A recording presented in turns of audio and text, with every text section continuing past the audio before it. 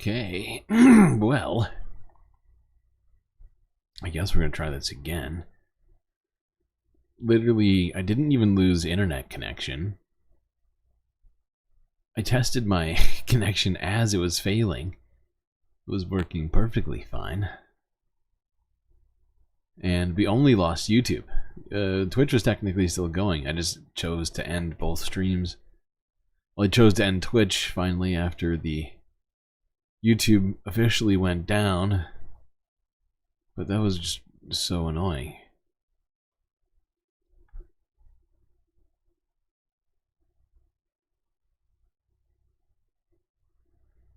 Alright, let's go and talk more about the election and how that's going for everyone. Start here from Reuters. This is from yesterday, according to them. And apparently the Harris campaign, Kamala Harris has raised over $500 million since launching her campaign.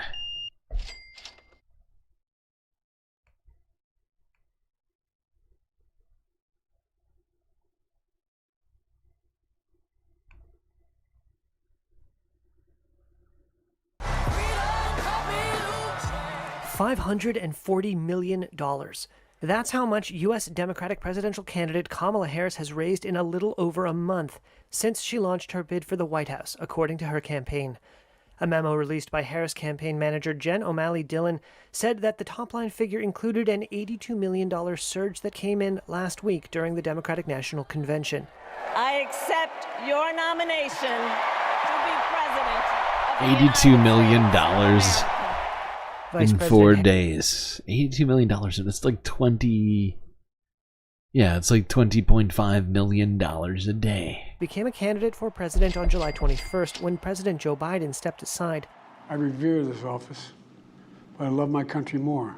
And now we have somebody that, in theory, should be easier to beat. In theory, even Republican easier. Presidential nominee Donald Trump has struggled to regain media attention and momentum since the Democratic Party swapped candidates. Alan Lichtman is a professor of history at American University. He seemed much more comfortable campaigning against Biden, and he really hasn't been able to find an effective line of attack against Harris. He's tried a lot of things, mispronouncing her name, developing nicknames. I call her Laughing Kamala. Claiming she's not really black, but none of it's worked. It's just made Trump look kind of desperate and reaching. I'm a better looking person than Kamala. Right now, Trump needs a reset button, I would say. I feel like Trump shouldn't be starting beauty contests. He looks like a pile of orange skin with a wig on it.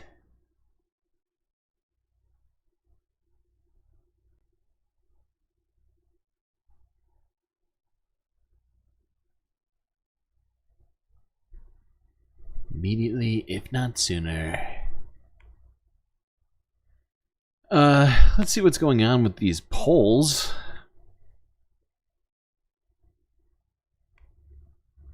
As they have changed in the last few days, ever since RFK Jr. suspended his campaign in battleground states. Things have been changing somewhat. I figured we would look at what those numbers look like right now. Here's NBC News.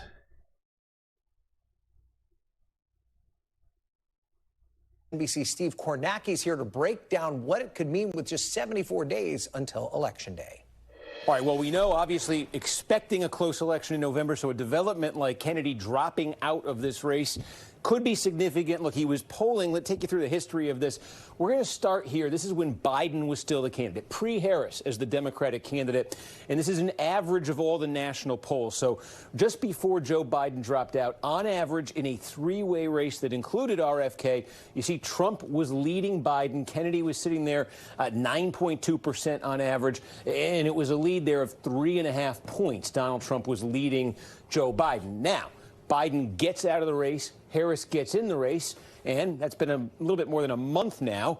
But you see Harris Trump, Kennedy. A couple things you notice. Number one, in the month since Harris replaced Biden, the Kennedy support's dropped almost in half, now just over 5% on the average. And that Harris support relative to Biden, look at that. That's gone up significantly, almost 7.5 points. The Trump support is more level, only up about a point right there. So you could see Harris actually pulling into the lead here over Trump.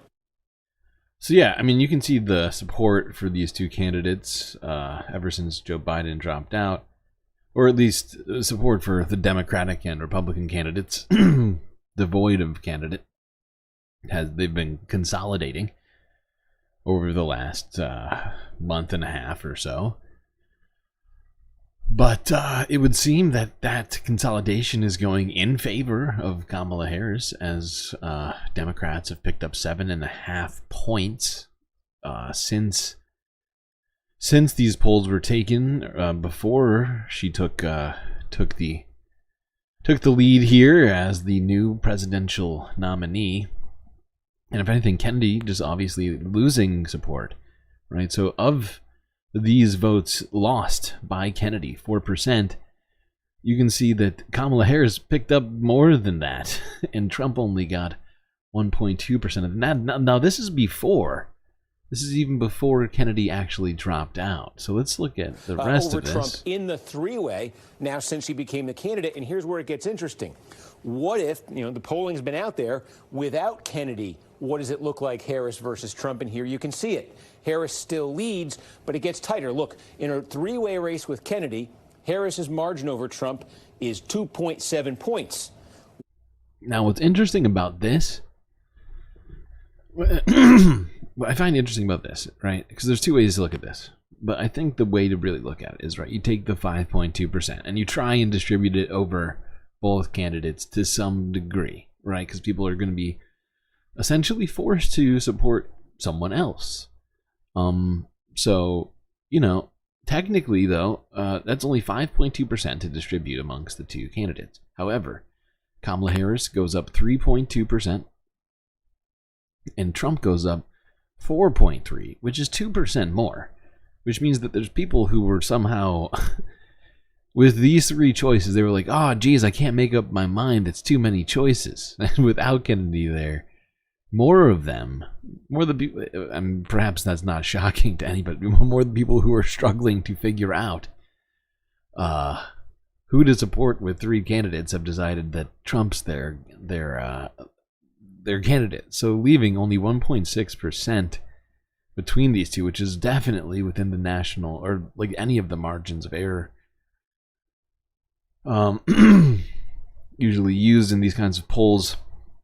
Without Kennedy, Harris's margin over Trump is 1.6. It's a little bit more than a 1 point tightening of the race with Kennedy out, according to the polls. And these swing states, we talk about them, it's 10,000 votes here, 20,000 votes there. When you're talking about potentially the difference of 1 point, that could be massive, that could be enormous. So certainly that's why the Trump folks are excited to have Kennedy dropping out. Yeah, apparently. It seems to me like Donald Trump picks up a lot more support than Harris does in this particular changeup, which is not shocking to me, or probably shouldn't be shocking to anybody, considering what RFK's policies were or are, right? Certainly doesn't line up more with Kamala Harris. Like, if you want rich, spoiled white guy who has sort of conspiratorial thinking and a weird voice, well, you have two choices.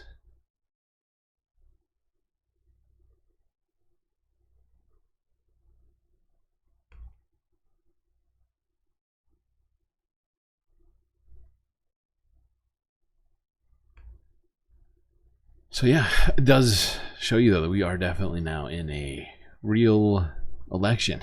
Only 1.5 points between Harris and Trump, and we have to, like I've been saying, you have to kick this thing into full gear. And if you want, if you don't want Trump in office, if you want Kamala to be president, well, then we got some work to do, because those are not numbers that you can sit just rest on your laurels with.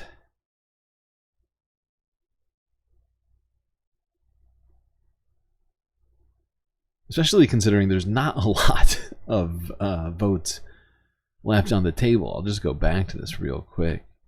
But there's 2.4 plus 0.8, so it's 3.2% to pick up one way or the other.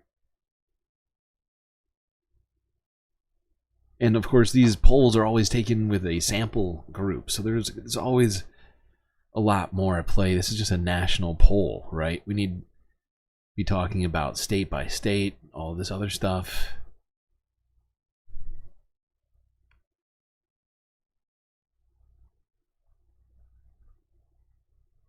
Because while, at least historically, Democrats do need to pick up the popular vote, it is not determinative of them actually winning one way or the other. It just is a fact that they win the popular vote every time that they win an election, as opposed to the Republicans. But there have been times in the recent past, although I'm sure there's plenty of things people might say, like with Gore or whatever else in the recent past, where this or that sort of shady thing happened, but it's just a fact. Alright, let's go on to talk about what Donald Trump has been doing in the last day or so. Here's Forbes breaking news. And this is a hilarious title, but it's only because this is actually what Donald Trump said. Donald Trump responds to the question on the protection of abortion rights. Quote unquote, they won't be taken away. Immediately, if not sooner.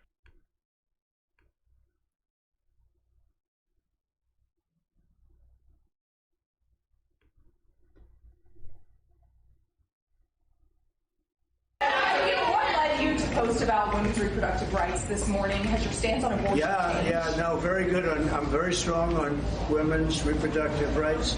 The IVF, very strong. I mean, we're leaders in it. And I think people are seeing that, and votes are being taken, and that's what they've wanted for years, for 52 years. Who wanted? They've wanted votes to be taken by the states, and they wanted Roe v. Wade to be brought into the states. Women? That's what women wanted? Women wanted because it's not according to the polls, no. No, women, the majority, don't want it to just be left up to the states. I think he meant the Heritage Foundation. And it's really happening. It's really happening. We have a situation that for years that whole issue has been tearing our country apart, and now the states will get the vote. And, if you look at many of the states are up right now, and they're getting the vote, and they're getting the vote that the people want. They wanted the vote of the people. And who is it? Whenever he uses the proverbial they, I feel like lately it's even less clear who he's talking about. Like he's just using they because he can't think of actually who he's talking about from one moment to the next. And he's just making all this shit up, and it's just like these people, all of them, they are the ones who are causing all of the problems. You all know who it is. I don't have to say it, even though we all definitely know who they are. And they want the vote. The vote's coming. The very best vote anybody's ever seen, and we'll all see what happened. Like Ronald Reagan, I've gone through it a lot. Just like Ronald. You have choice, and you're going to have different things that you can talk about. But when you get into that issue and reproductive rights, I think what we've done is so right. What the Democrats do, take a look at what they're doing. They have the governor of Minnesota has the right. Sorry, wait, I forgot what he's about to say. Oh, brace yourself for this idiocy. Prepare yourself, because apparently, as you're about to hear. To kill a baby after birth. This isn't... The governor of Minnesota has the ability to kill a baby after birth. Illegal. Wow, shocking news. I can't imagine where he heard that from. Probably like Nick Fuentes or something, you want to say? Good God.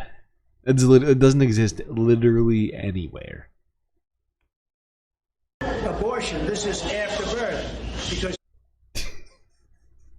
Because him saying this shit should be illegal.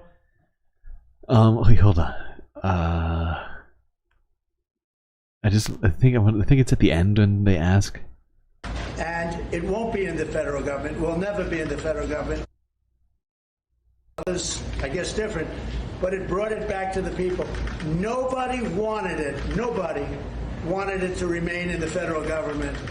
And it won't be in the federal government. Will never be in the federal government. It will be in the states where everybody wanted it. And if you go back and look back 10 years, 15 years, everybody wanted it. Everybody wanted it 15 years ago.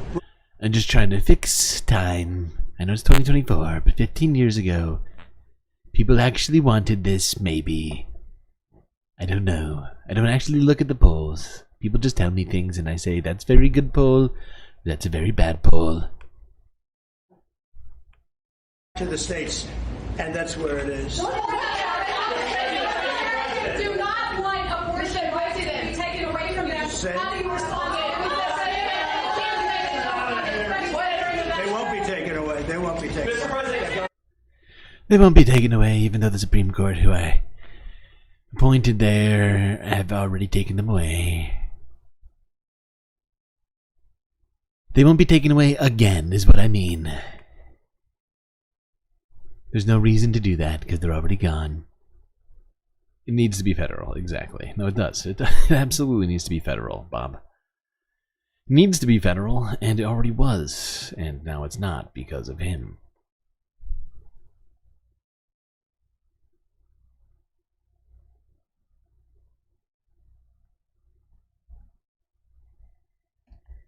Although I guess we could give Mike Pence a little credit, but, you know, he's not really in... he's not attempting to be in government anymore after, you know, their supporters turned on him and wanted to hang him for not subverting democracy enough. Now, let's look at this. This is another Trump quote. This is when he thinks it's acceptable to get an abortion. Between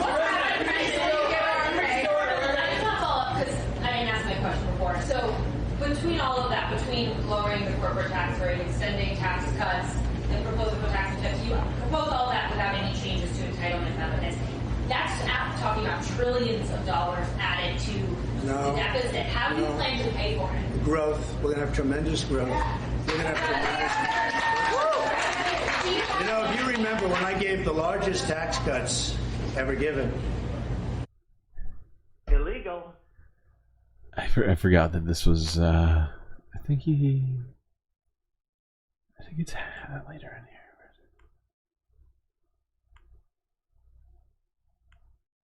The right to do that.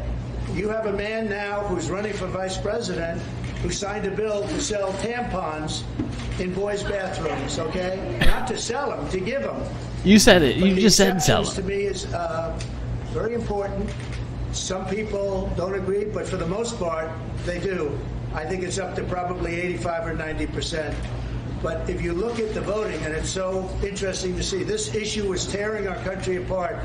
And it's really not tearing our country apart anymore, because now people get to vote, and they get to vote in their state.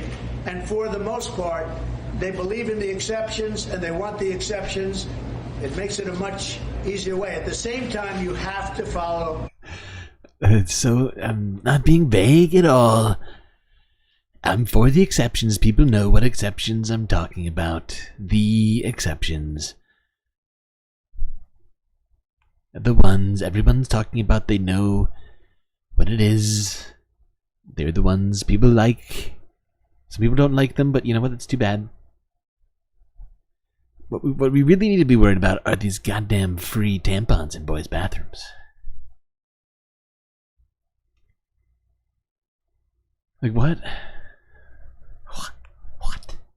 What is he saying? I don't know what I assume what he's saying is that he's for rape and incest exceptions specifically, which we all know are ill-equipped to actually help women who need who need abortions.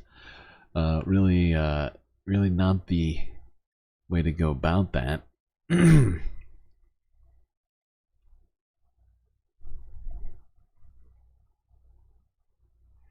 A tampon killed your child, father? My God, I can't believe that you're even here. It's a miracle. It's a miracle that you're alive. Okay, let's tune back in at Fox News, see how things are going over there.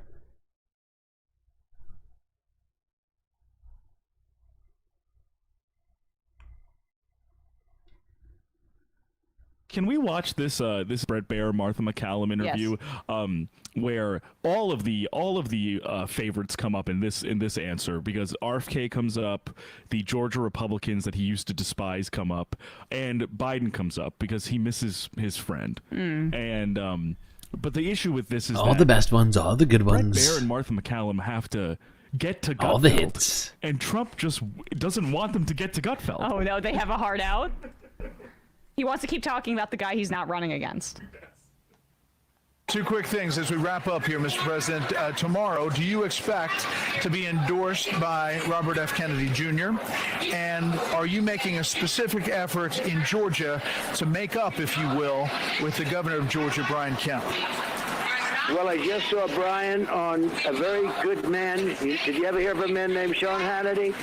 And he was interviewed by Sean Hannity, and he was very nice, and he said he wants Trump to win, and he's going to work with me 100%, and I think we're going to have a very good relationship with Brian Kemp, and that was on just before you people went on with that speech that we just listened to. And RFK Jr.? It just. Do you know Sean? He's my personal contact over there at Fox. I don't know your name, but Sean, I know he's very big over there, so maybe check in with Sean. He'll clue you in. Happened, and as far as RFK, I've had a great relationship with him over the years. I respect him. He respects me. I have no idea if he's going to endorse me. I know he's got a news conference. We happen to be in the same state, Arizona. We'll be in the same state, but in quite different parts of the state. But it's possible we will be meeting tomorrow, and we'll be discussing it. He said, look, he was treated very unfairly by the Democrats. He would have beaten Joe Biden in a Democrat primary. I have no doubt about it. Right. And they made it absolutely impossible for him. It was a coup. They made it that you have to get 60-70% of the vote just to get in. And you know what? In the end, the Joe Biden. Democrats did the same. You all have forgotten already. Joe Biden cooed by Kamala and Nancy Pelosi, Dirty Nancy, and illegal Barack. They did a nasty, nasty coup to Joe, who we were definitely going to beat, and now it's going to be even easier to beat Kamala. That's why I'm bringing this up, but, you know, remember that. To Joe Biden. They threw Joe Biden out of the party. And that's they why did we the saw a same different thing night as they did to RFK. Mr. President, thank you so very much, sir. for the time. Thank you very much. Live feedback. Stay right there. Live edition of Gutfeld is coming Oh, up. Thank you so much for burn. joining us from Chicago. It's been a great week. Damn. They went to commercial on... Oh my God. On Sir Trump? How could they do that? That is... illegal. I mean, you know, I can't remember a time where Fox just had anything better to do than talk directly to Donald Trump on the phone. I just, you know, I feel like there's been times where he's literally just took over an afternoon to explain his feelings about, I don't know, McDonald's or something. Getting bumped for Gutfeld. Painful. It's so brutal. Wow. Is that the lowest he's ever been? Getting bumped for Greg Gutfeld on Fox News, his cozy home? They're like, sorry, Mr. President. We do have to go to Greg Gutfeld with his panel of Tyrus, Kennedy, and a random liberal from Bill Clinton's administration who we can scream at for the rest of the night while our, you know... That does sound pressing, though. I get it. Bradley makes a good point. Greg Greg Gutfeld had a very hard-hitting panel of guests, it sounds like. Undeserved. Everybody on Fox News is getting undeserved ratings, though, right? Because the fact is that, you know, the Fox News audience, they just turn on Fox and just leave it on all day, right? It goes on in the, you know, the back of the mechanic shop there on the corner, whatever, right? And it's just on all day. They don't switch channels. He just gets good ratings because he's on at the time when the most Republican TVs happen to be on.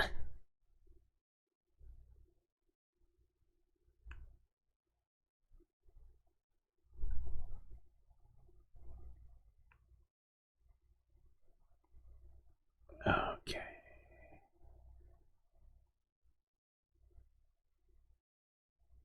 I'm going to skip this one. We already heard that. Okay, let's listen to this. This is fascinating. I mean, we've talked about Trump's tariff policies and other such things.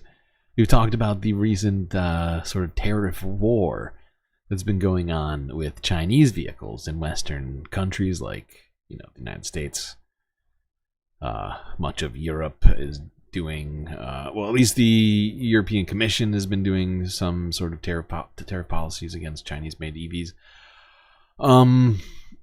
But they're doing quite well in other places that aren't doing this. But this next one's not just about Chinese vehicles. At least I don't think so. Let's go here. This is Donald Trump telling Arizona voters that if he's elected, he will not be letting any other countries sell cars to the United States. Illegal. That's right, people. No more Hondas. No more Kias. No more Mercedes-Benzes or Land Rovers. In the words of a great president, William McKinley, the protective tariff policy of the Republicans has made the lives of our countrymen sweeter, brighter, brighter, brighter, brighter, and it's the best our citizenship and our BMW, civilization right out. That's right. can ever have. Better destiny for our people. We ought to take care of our own nation, and we have to take care of our industries first. We have to take care of our country first. It's about time, and it's going to happen starting on January 20th of next year. I will not let Mexico, China, or any other country sell cars into the United States to the detriment of our auto workers all over our country, including in Michigan and South Carolina. United Auto Workers. He's trying to hit all. I'm going to hit all the swing states. Wait, is South Carolina a swing state? I can't remember. Because what's hilarious is he's in Arizona. Forbes is not wrong. This is in Glendale, Arizona, but he's talking about Michigan and South Carolina. It's funny. Okay. So yeah, you heard it here directly from Donald Trump. He will not be allowing any other countries to sell cars to the United States. Illegal. That's right. No more Volkswagens.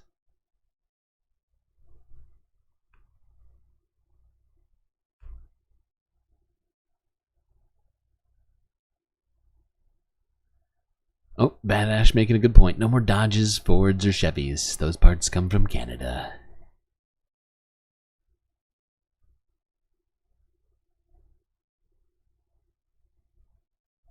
Here the chips are made in China. No more cars, everybody. Now we're going to switch to buggies. Have them made right in the Rust Belt by the Amish. It's going to be a buggy nation from now on. Make America buggy again.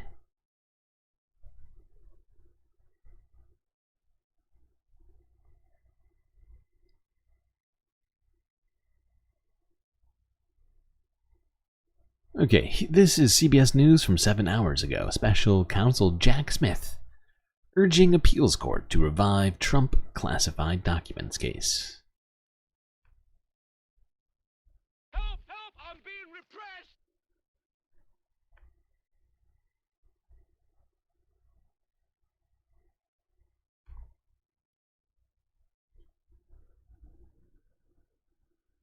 To be the special counsel, and you can move forward with this case. Now, the reason that, and there's 81 pages here, the reason that Jack Smith's brief starts with the Constitution is because it has to. The Constitution is the thing that gives Congress the power to say, when it comes to certain members of our government, like the Attorney General, you have the power to appoint other people to carry out your duties. So that's why we begin with the Appointments Clause, and then we move on to what the specific statutory authority here is.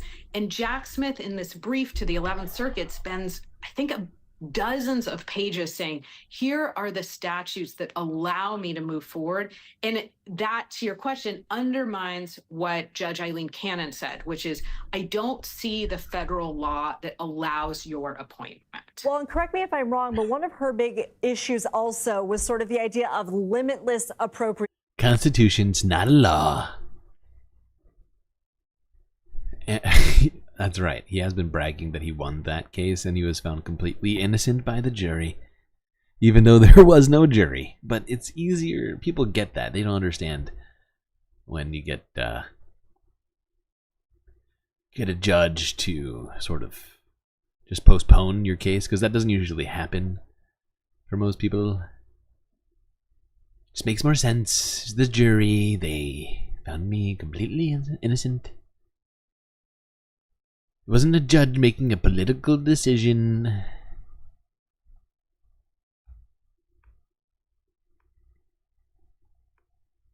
That essentially this office is funded by this fund that sort of doesn't have a bottom, if you will. Now, from what you've been able to read from Smith's filing, and I know it just came out, so you're probably still reading through all those 85 pages, did he delve into that at all? He did. There is an appropriation section. There's an appointment clause section, such a great question, and also an appropriation section.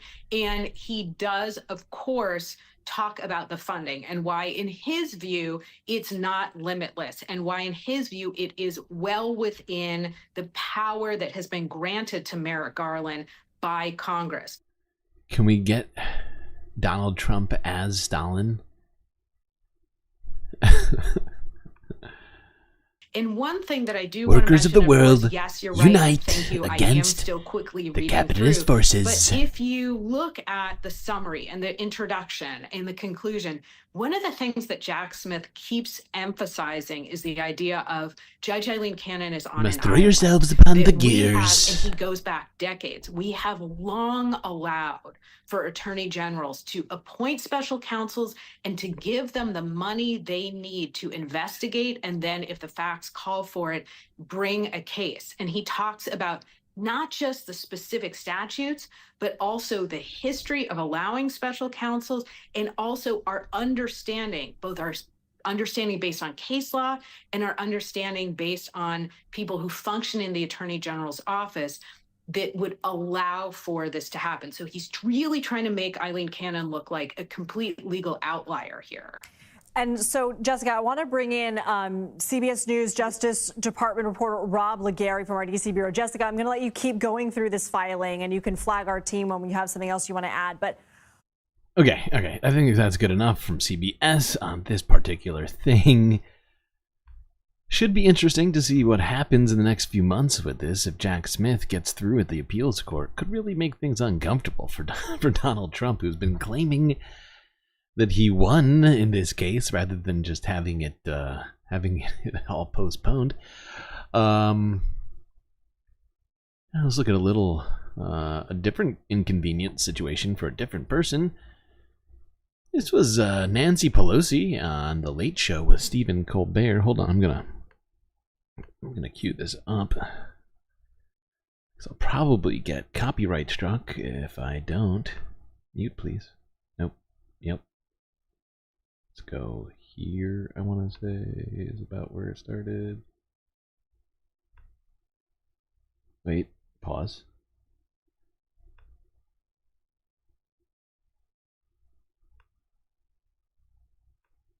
They have not, in fact, agreed to the ceasefire agreement. This is a lie. Also, Nancy Pelosi's never seen an arms package that she couldn't get her name on fast enough. But when did that defense stop? I would say, I don't know, October 8th. And it's just been genocide for 10 months. That's the thing? Yeah, right. And is that why you're providing all of the arms to destroy what would be a potential second Palestinian state? You know, the state that Israel destroyed all the infrastructure for, and the airports and everything else that used to be there is all gone. Which, you know, all those arms packages sort of had a, I guess you might call it tantamount, or not tantamount, a paramount sort of involvement in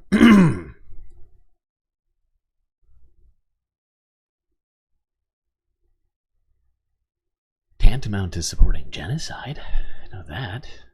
Now, let's look at some more people struggling. And by more people, I mean specifically J.D. Vance. As always, being a pretty weird guy, but has continued being weird during the week. Or at least, this was actually, I think, last week. This was Friday? I think this was Friday. He was in Tallahassee, Florida, trying to prove to people that he was, in fact, a human being. And stopped in at a donut shop. Let's see how that went.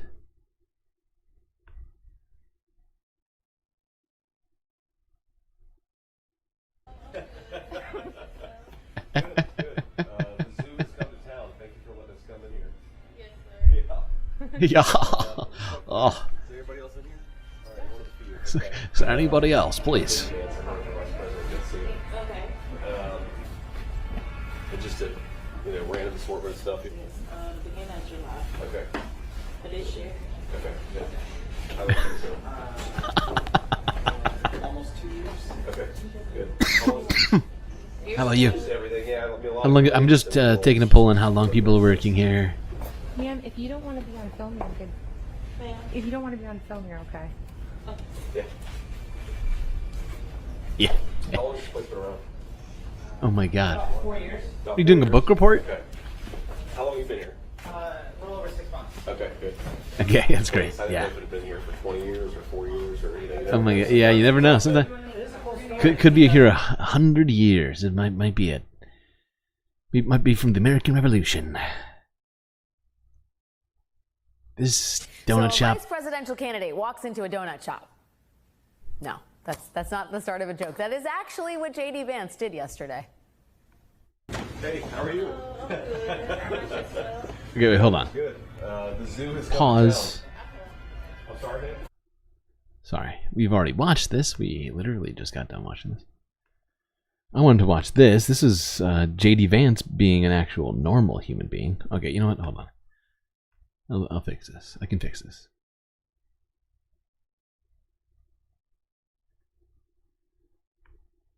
Okay. So let's look at J.D. Vance being a normal human being. Went to a restaurant. I believe this was in Kansas.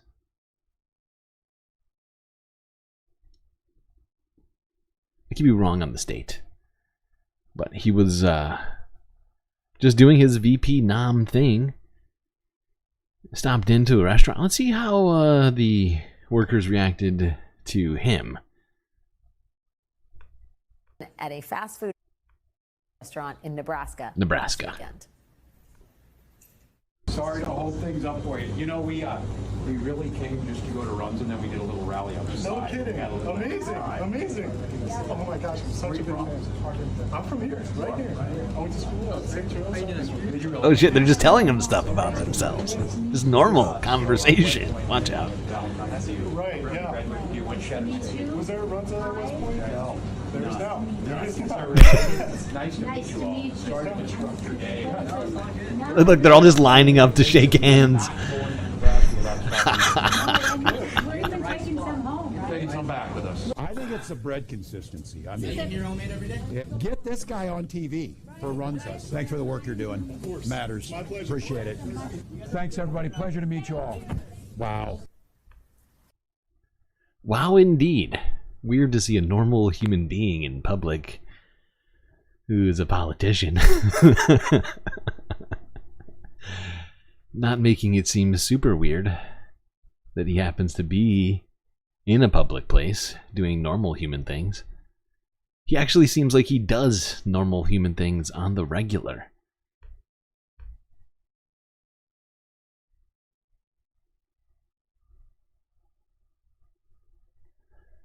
And as a space being, I should know about having to explain I'm a normal human all the time. Totally normal. Now let's talk family. What do you say? Same matchup. JD versus Walls. Tim versus Vance.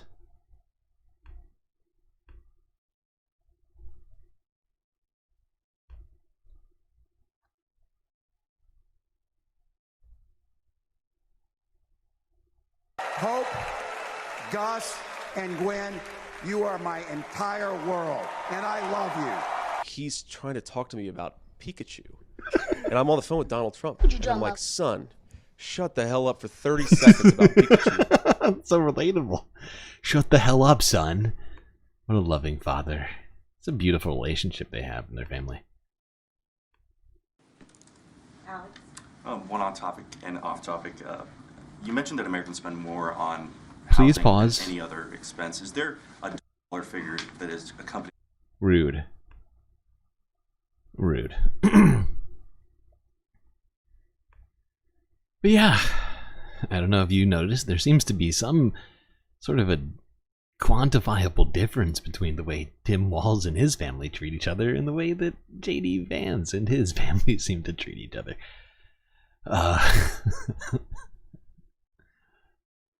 I can't even imagine Tim Walz telling his children to shut up about Pikachu.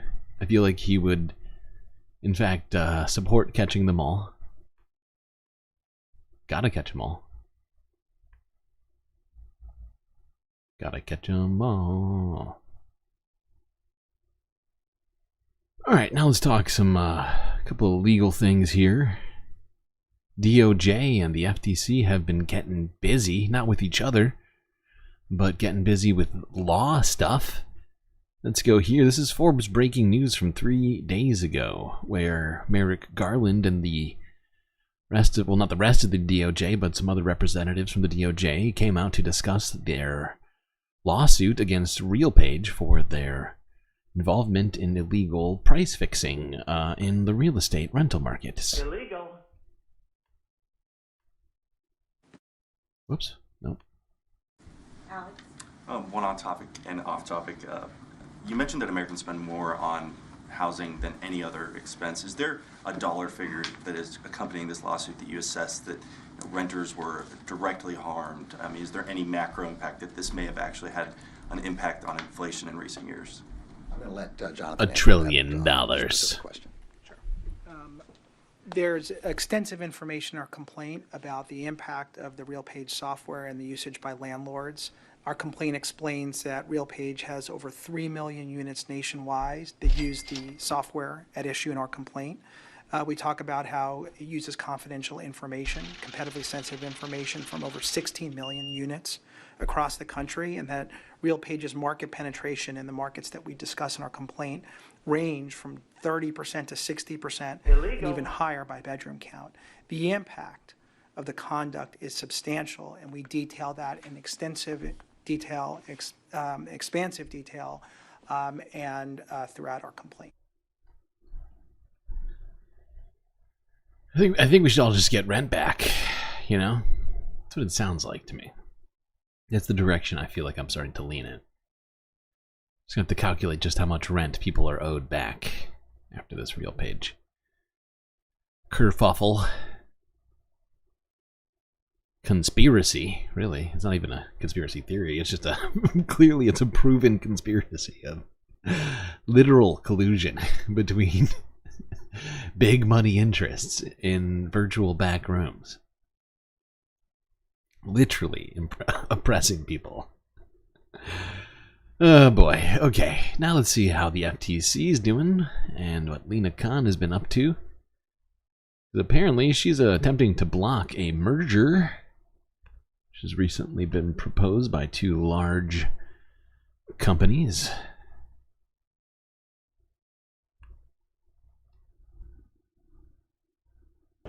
It's the U.S. government versus two grocery store giants, as the trial to block the $25 million merger between Kroger and rival Albertsons kicked off in federal court on Monday. The U.S. Federal Trade Commission and several states have sued the grocers on the grounds that the proposed deal would eliminate competition, resulting in higher prices for shoppers and less bargaining power for unionized grocery workers. Kroger and Albertsons argue that the merger is necessary in order to compete with the likes of Walmart, the largest grocery retailer in the U.S., as well as Costco and Amazon, which owns Whole Foods. It's a high-profile case for the Biden administration as it looks to lower prices for consumers. Higher grocery bills are also an issue in the presidential race between Democratic Vice President Kamala Harris and her Republican rival, former President Donald Trump. Who's claiming that it's literal communism to attempt to stop grocers from gouging consumers. We looked over a More Perfect Union piece earlier this week showing that it's not just company by company. There's actually a very similar software system, similar to RealPage, which is directing companies to raise prices using unavailable market data and things like that. It's just really this is a systemic thing that's happening right now. Corporations seem to think that they can just get away with literally anything. And it's fair. It's fair that they think that. I mean, not that they should be thinking that, but that, you know, it's been decades since any sort of antitrust action was taken against any companies. And I think they maybe, you know, at least in terms of legal action taken by the government, may have a point. Maybe they can do anything. Maybe our government isn't planning on, or at least hadn't been, certainly for a long time, hadn't been planning on doing anything about it. Thankfully, we have people like Lina Khan in government attempting to do such things. Okay, let's talk a couple more stories. The U.S. and Canada. Let's go to Canada first. Global news 2 days ago. Dangerous precedent, quote unquote. Rail union reacts to Labor Board ordering employees back to work. Illegal. And I believe the rail union is the Teamsters in Canada.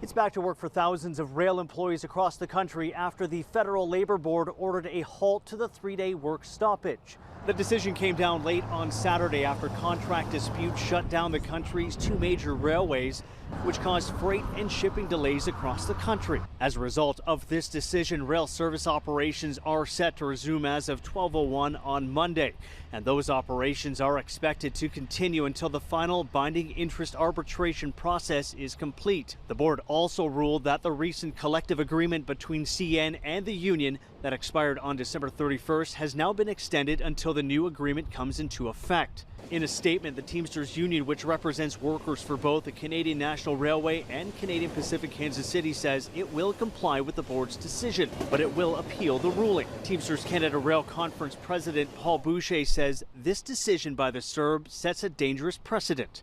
It signals to corporate Canada that large companies need only stop their operations for a few hours, inflict short-term economic pain, and the federal government will step in to break a union. The rights of Canadian workers have been significantly diminished today. Yeah, it certainly seems like it, doesn't it? And it's very similar to what happened to the rail strike earlier in Joe Biden's term. Even though he's been very pro-union, supposedly, he did the very same thing when economic activity was threatened for a very short period of time.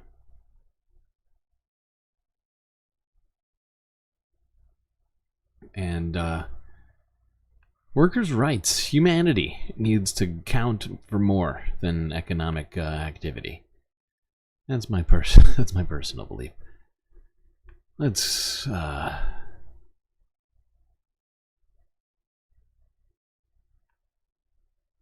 to this. This is from Sunday Funday. But fuck it. Might as well. Have a little fun. Let's go here. CBS New York from a day ago.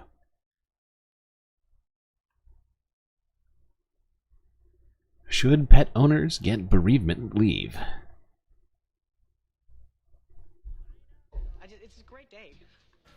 Thank you for joining me. When my dogs Mo and Curly died several years ago, I was devastated.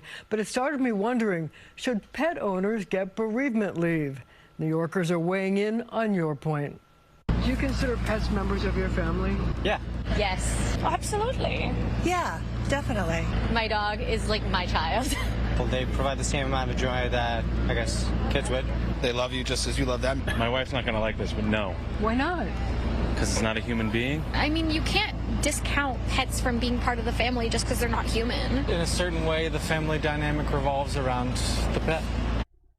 This is not fun? You're questioning whether or not this is fun? Fine. You know what? Not fun anymore. Normal content. I used to have 2 dogs, and I loved the dog. We were so close. Is there something special about a relationship with a pet as opposed to a human? More trust. More trust. They can't blab about anything you tell them, so they're your little confidant. In my opinion, I think it keeps us kind of in touch with nature. If you come home and you're really tired, it just snuggles up to you. I don't know. Kind of grew up with my pet as like a sibling, so I kind of thought of it as another sibling. They're just happy. Like, they want to be happy, and they make you happy, and they're just like your little cuddle buddy, you know? Is a relationship with a pet different than a human? A relationship with him? Better. It's better? It's definitely better, yeah. They don't talk back. You don't fight with them. Yeah, it's still special. But you can't talk to them, they can't talk back. My mom used that to her advantage, in that she would, say things to the dog that she wouldn't say to me. Talking back. His mom's telling the dog secrets. Yeah, it's just people weighing in on their love of pets and whether or not they should count as people. And I think we should get bereavement leave for pets. It seems like just the right thing to do.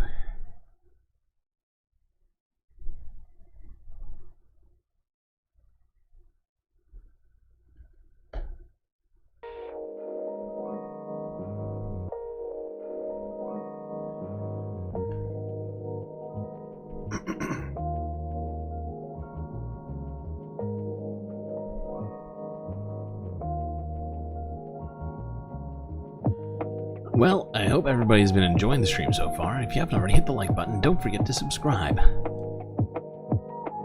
And if you've done both of those things, but you'd still like to support the Galactic News Network even more, well, you could become a Galactic patron on Patreon for just a few US dollars and gain access to a whole bunch of space benefits.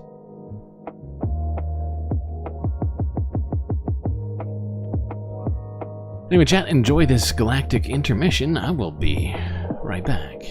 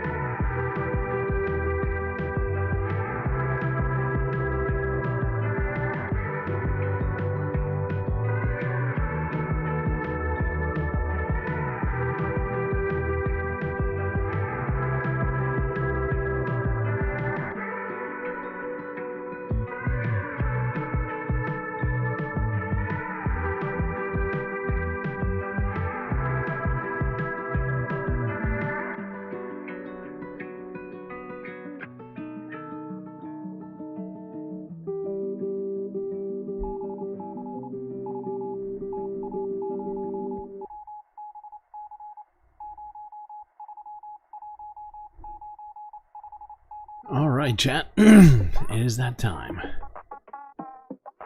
Time for more content.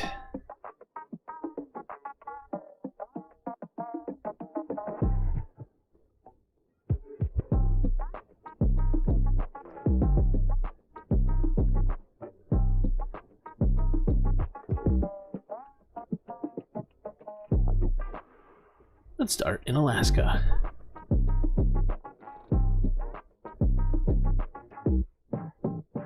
As heavy rains have triggered devastating landslides in Alaska, causing the governor, I believe, to declare a state of emergency. Let's go here. This is from 3 hours ago.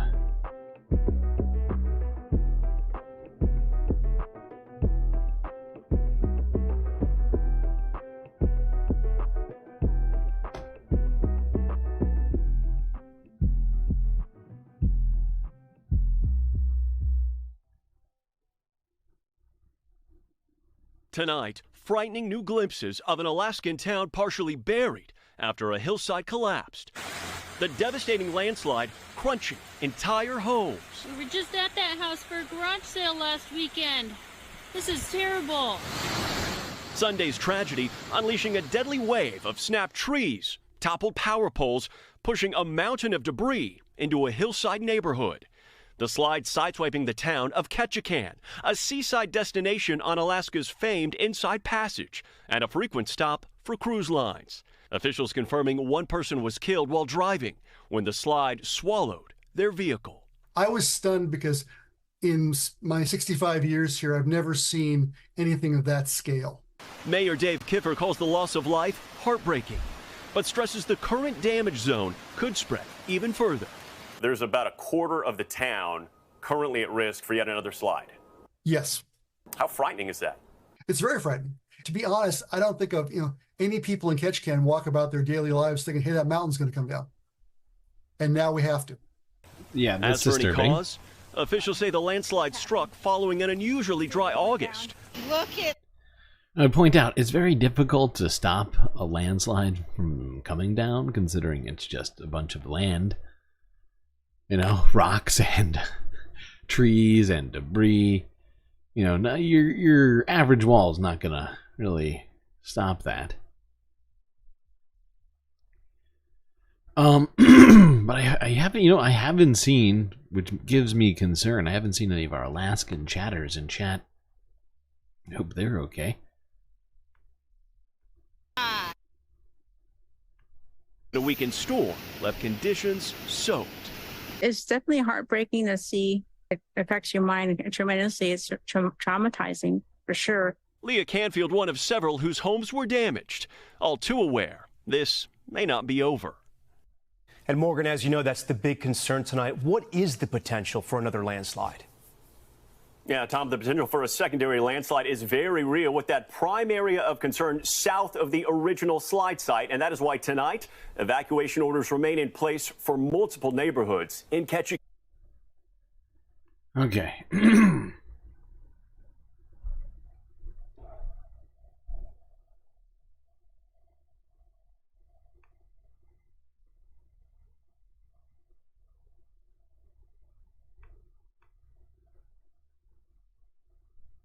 Now let's go here to California,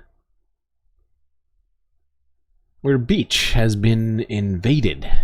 Oh, whoops, I clicked one too many times. Go back.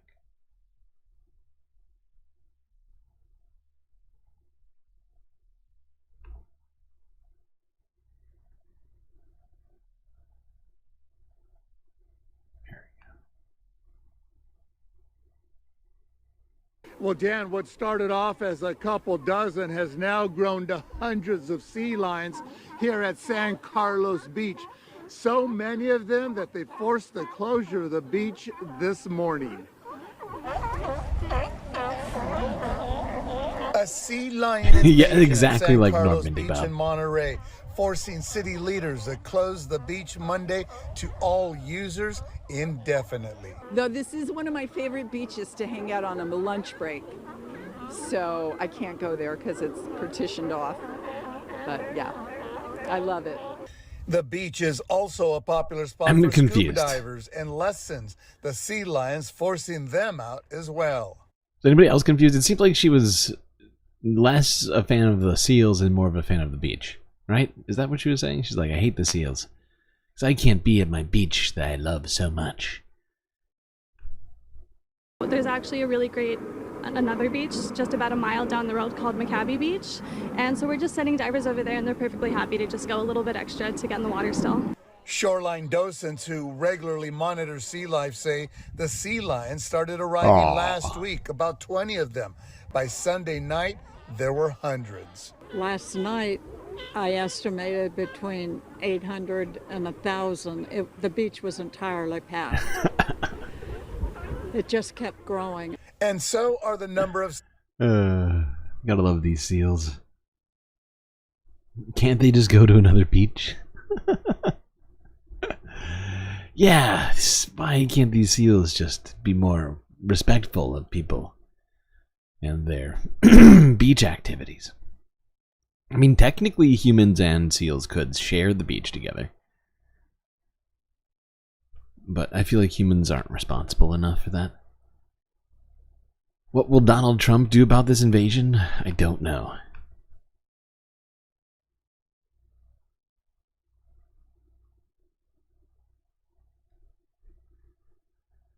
They aren't sending their best.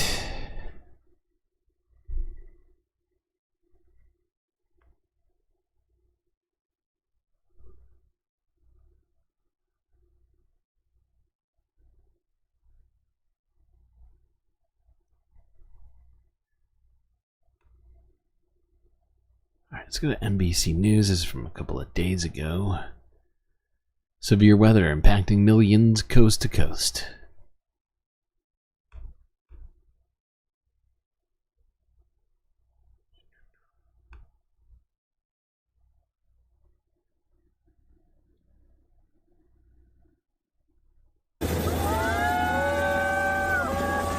Harrowing rescues. More than 100 stranded hikers airlifted from the bottom of the Grand Canyon since Friday. Immediately, if not After sooner. flash flooding late this week pushed mud and debris across hiking trails and campsites. Shanoa Nickerson and her husband were swept away. Tonight, she's still missing. This is some crazy shit.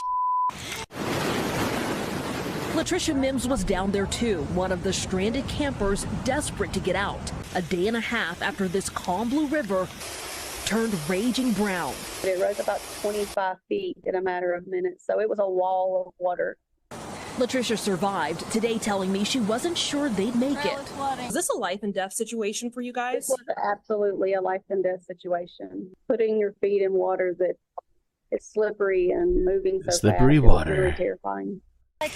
But they worked together, creating a human chain to cross those dangerous waters. Almost everybody got out alive, and I think that had a lot to do with everybody working together. It's been a hazardous few days across the West. Utah under alert for flash flooding too. More than 30 million are baking under heat alerts from New Mexico to Wisconsin. Meanwhile, look at this. There's already snow in the Sierra. And tonight, high alert in Hawaii as... Snow? Did she just say snow? Illegal. Unacceptable. It's August. You can't say the word snow until at least October. Tropical storm Hone churns close. Storm preps underway as high winds pose a big risk for fire. Kicking off a weekend of exhausting extreme weather. Dana Griffin, NBC News. Thanks for watching. Thank you, Lester. You were very helpful during all of that. Okay.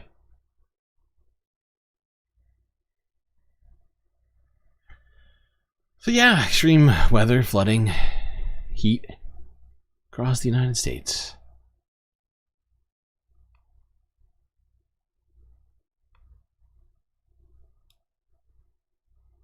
Alright, one more story in California. This is Chron 4 from a day ago. Small tree-killing beetle discovered in San Jose. Let's see what they have to say about this.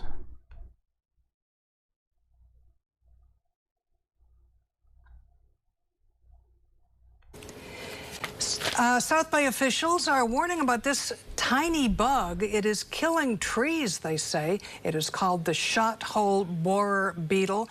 The size of just about a sesame seed, so really small. The insect was recently found in San Jose. Not clear how or when it arrived in the Bay Area, but experts think it might have come from Southern California. The county asking people to help out by reporting any. Yeah, so apparently this beetle species is quite dangerous. Not to people, but to trees, as it bores holes through these trees that wind up killing them.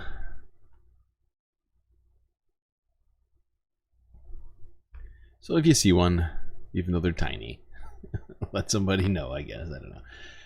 I don't know if anybody will be looking that closely at trees in this chat, but hey, you never know. Let's go to New Mexico. This is a fun video.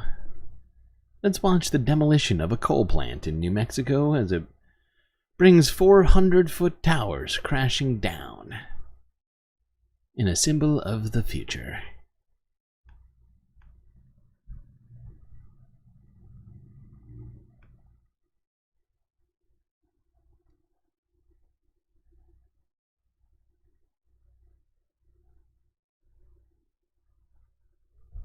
Exactly. If you see any suspicious sesame seeds, report them to the authorities.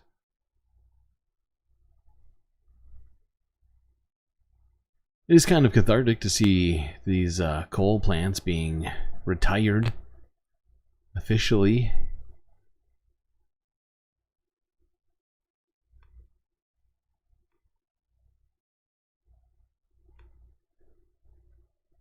Okay. An inside job. Yep. That's right.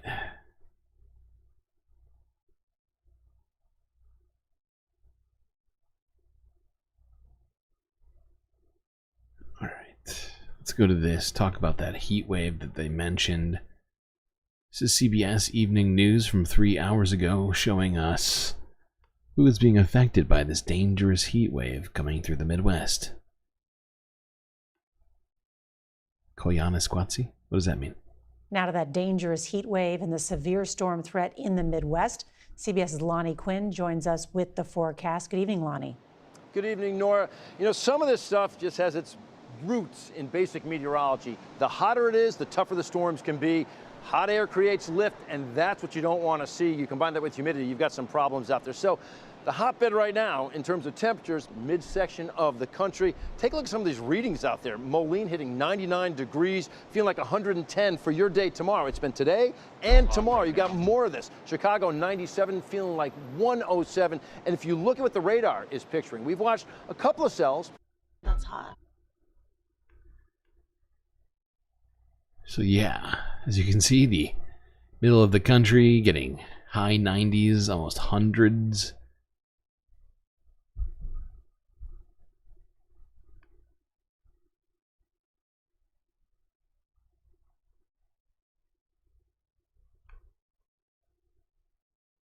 Okay. Now let's talk about birds. Here's Denver 7 from 2 hours ago. Bar Lake construction should wrap up before the return of nesting birds.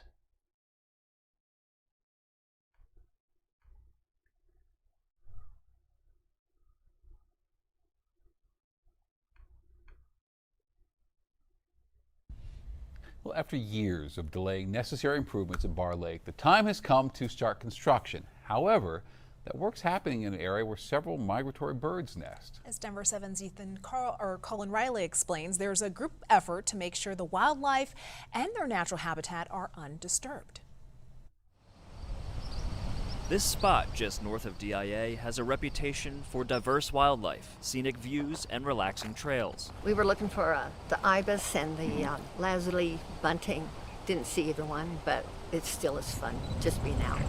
People come out here, they walk, they ride their horses, bike ride. You see a lot of people at Bar Lake looking at the birds. Birds like bald eagles and other raptors all call Bar Lake home, returning every January to nest. But new construction on the lake's dike threatened to disturb their annual migration. What they're doing is they're removing vegetation to prevent it from growing into the berm. As that vegetation grows into it, like tree roots and whatnot, it acts as a conduit for water to travel through and then helps erode away the dirt, which is what they don't want. The erosion and a new water level motivated the Farmers Reservoir Irrigation Company to start removing roots and widening the structure. It's long-term sort of viability of it in order to protect human health and safety, property. The health and safety of the environment is overseen by Colorado Parks and Wildlife, bringing together conservancy groups and construction crews to minimize damage. One of the things that CPW has brought forward is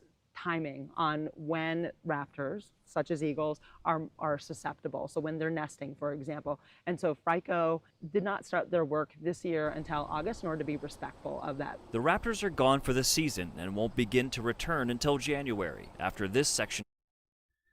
Okay, not done talking about birds. Don't worry, don't you fret. We got more bird content coming immediately. Immediately, if not sooner. Let's go to this fascinating story. This is from the Associated Press from a day ago. Humans teaching migratory birds that are now being introduced after being extinct.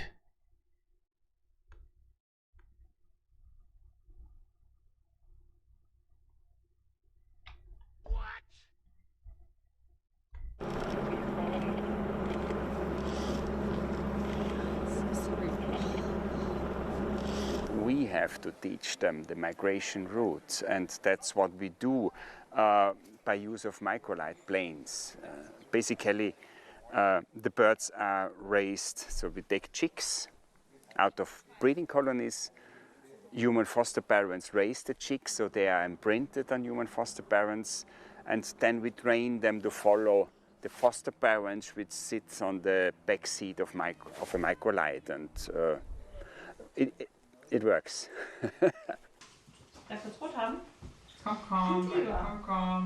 As a foster mother, we basically do whatever a bird mother would be doing. We get the chicks when they are 4 to 7 days old, and from that day on, they only see me and my colleague, the other foster mother, but also we interact with them. Also, social interaction is a big part of parenthood, and we.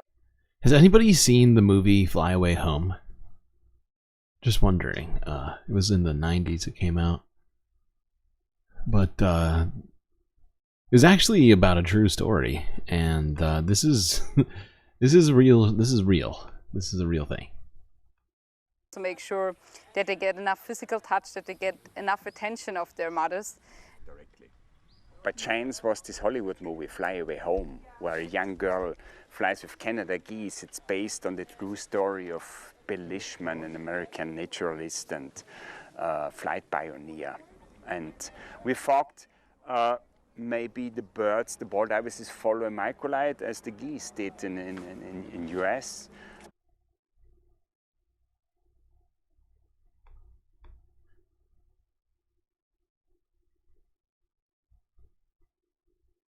Okay. Now, let's go to this. As apparently, chickens recognize each other by only one thing. And without that, they have no idea what's going on.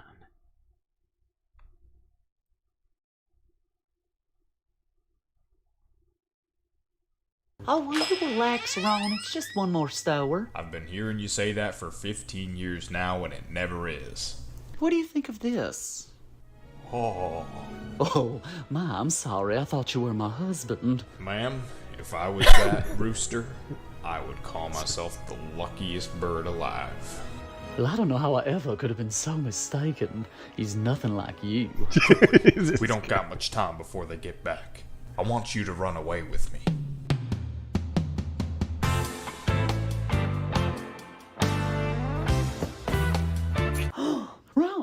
much did you see? Virginia.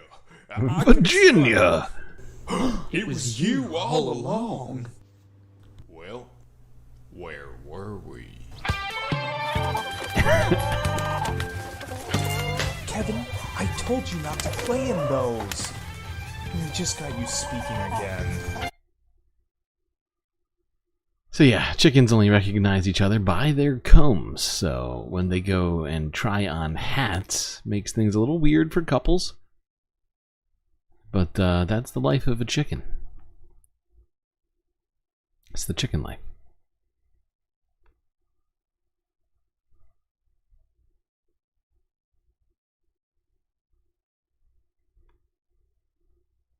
Alright, now let's go to Vermont.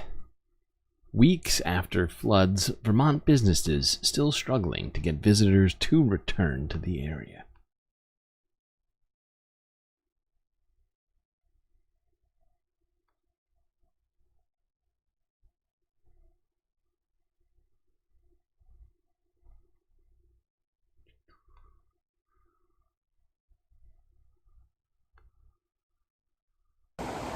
People do their morning walks here. You know, that's where they go to start their day and feel mentally capable to take on a day. And then we light breath, and then we make Martha. Oh yeah. That was about the other one. We already did that East Branch had like a huge bridge that was like right. The amount of property damage, the road damage. We lost a bridge on the July 10th storm. We lost our whole mountain road on the 27th. So every time that one of the storms came, the hundreds of thousands of dollars of damage.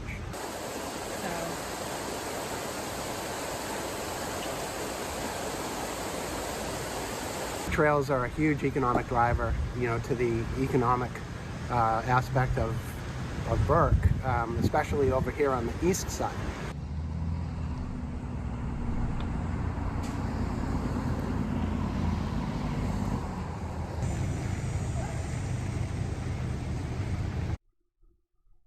Okay. You know, I don't think it's necessarily the flood that's causing people not to come back. Could just be, you know, economic activities kind of taking something of a break, it would seem. Not a complete one, but, you know, times is tough out there. You survived your childhood because you had a pony. Oh, thank God. That is good news. Let's go down to, actually not down. I'm sorry, I take it back. Wait, where's this? Yeah, no, it is down. Vermont, right? No, yeah, what am I talking about? Let's go down to Virginia. Tangier Island residents work to preserve culture threatened by rising sea levels.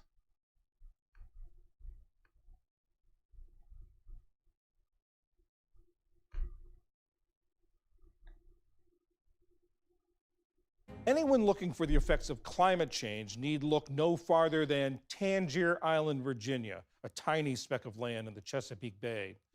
Erosion and rising waters due to climate change are diminishing its landmass, threatening a centuries-old culture fostered by the island's isolation. Climate and Tangier's everything are the same 23-year-old vice word. mayor is working with the island's 400 or so residents to try to restore their land and preserve their history and traditions.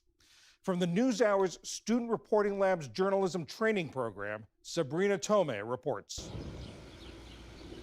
Living here isn't easy.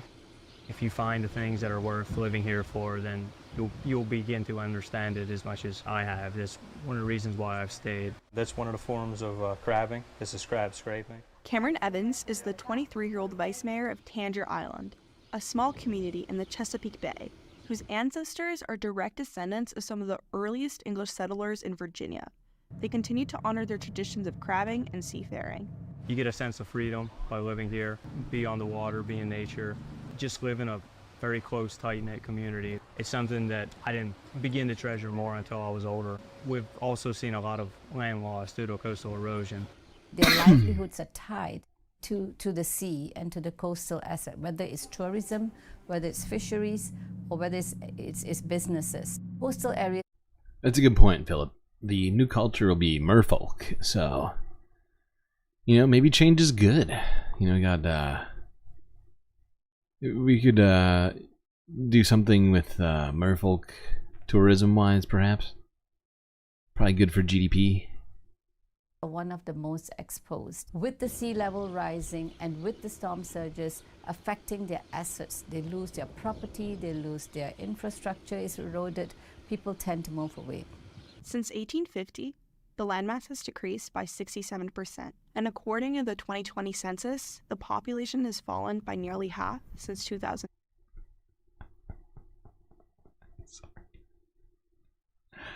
What is going on here with this guy?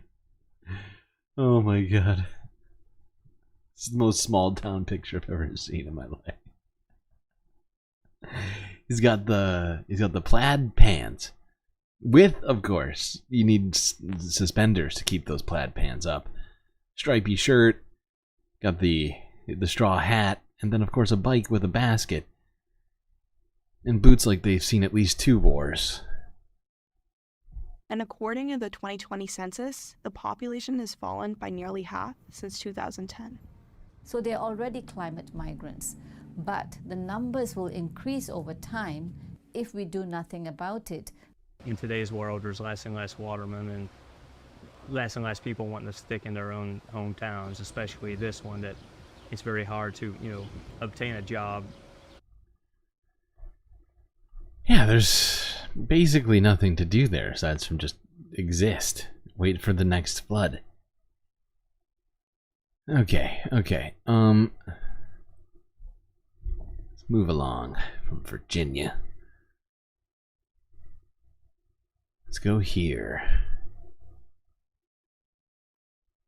This is in Canada, where a humpback whale came to say hello to a whale watching vessel.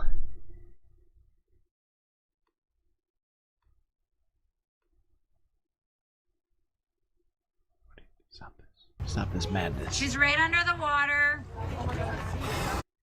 Please hold. There we go.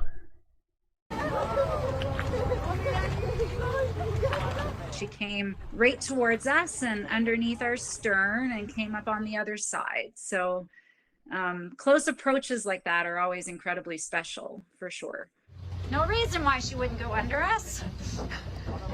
It's not scary at all. Hi, baby girl. Oh my god. Oh, you're so big. Oh, you're nasty in the tank.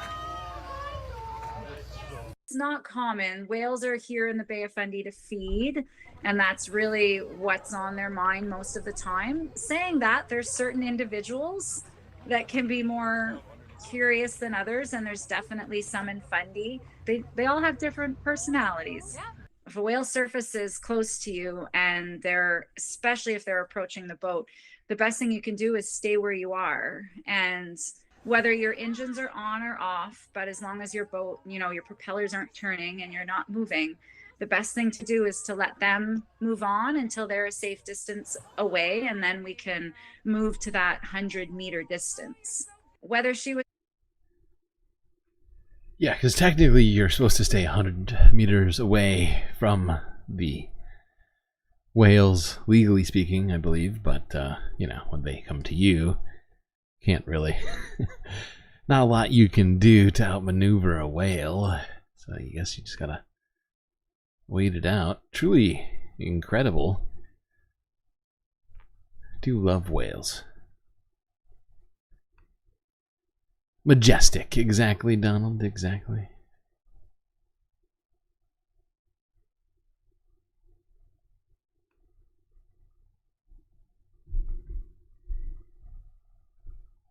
Okay. Let's go south to Brazil here. This was from a day ago. Wildfires in Brazil leave at least 2 dead in the Sao Paulo state.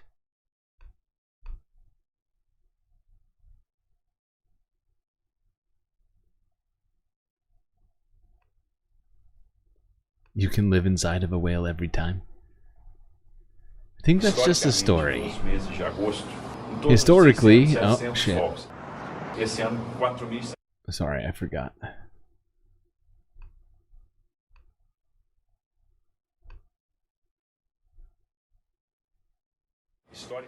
Historically, in the months of August, we have had around 600 to 700 fires. This year, there have been 4,700 outbreaks here in the region. The result of this very heavy drought, and we really have to take advantage of this weather condition. The arrival of the cold front that has eased the situation. We have to race against time because this cold front is very brief. We will start to lose strength during the week and the heat will return. Jeez. This whole area, and this is like really close to a city, you can tell. So much smoke in the air. Bob lied. Talking about Jonah and the whale right now in chat still. Yes, supposedly. Jonah lived in that whale for quite a while. I don't know if that's replicable.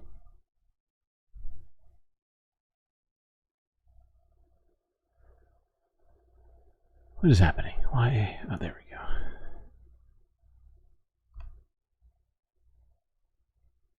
You slow down on the swipe? Are you swiping too furiously?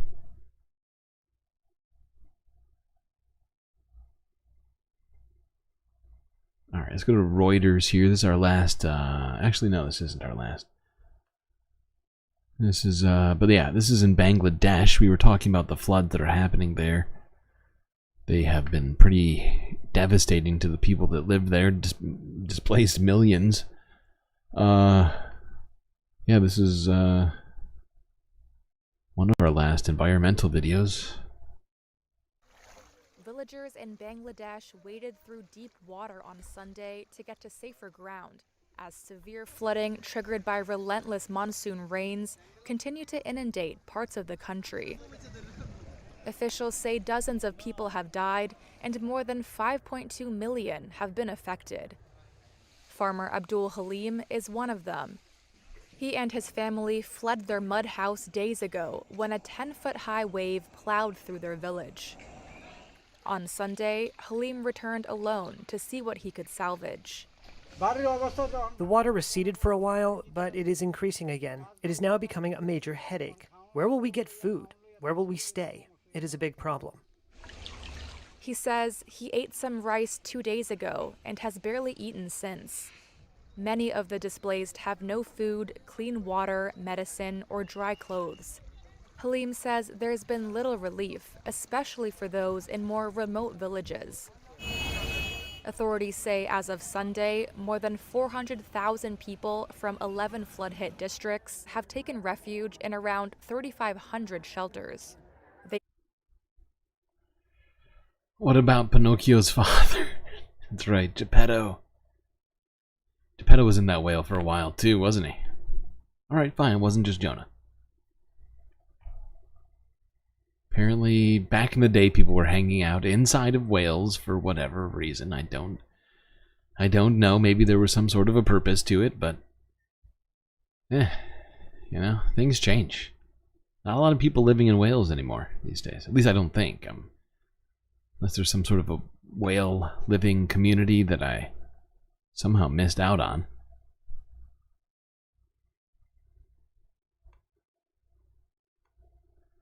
I wonder if whales get Wi-Fi.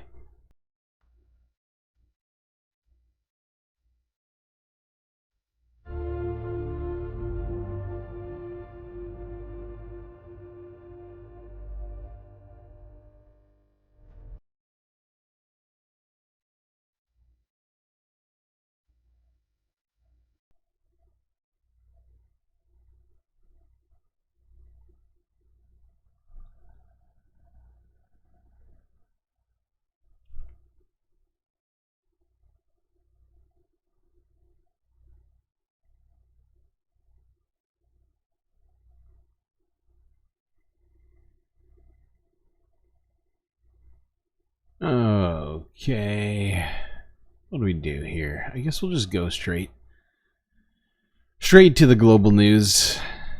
Skip the break. First, the space news, of course.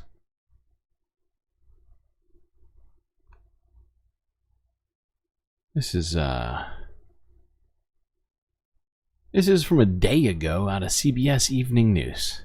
It is official, and NASA has now admitted that the 2 astronauts are in fact stuck on the ISS. They will not be coming home until 2025 on the supposed SpaceX mission that's going out there in, I think, April.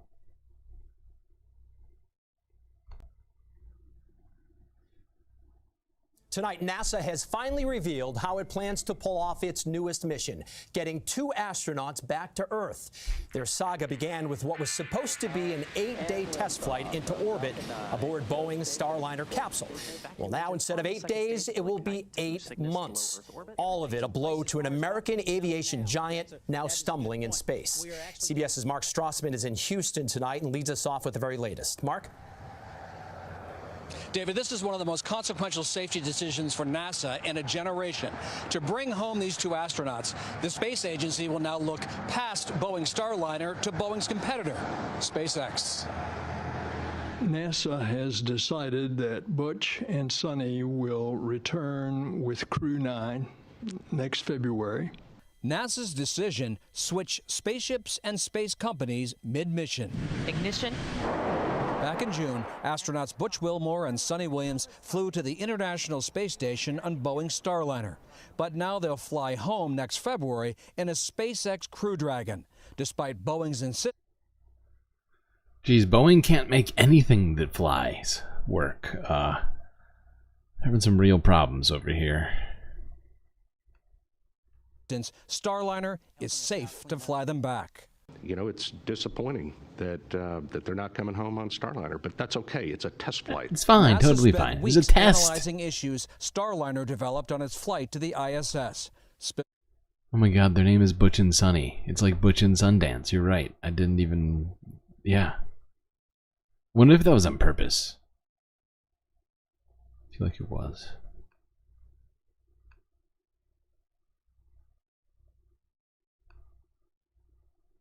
It's sad that these people now have to rely on Elon Musk and SpaceX.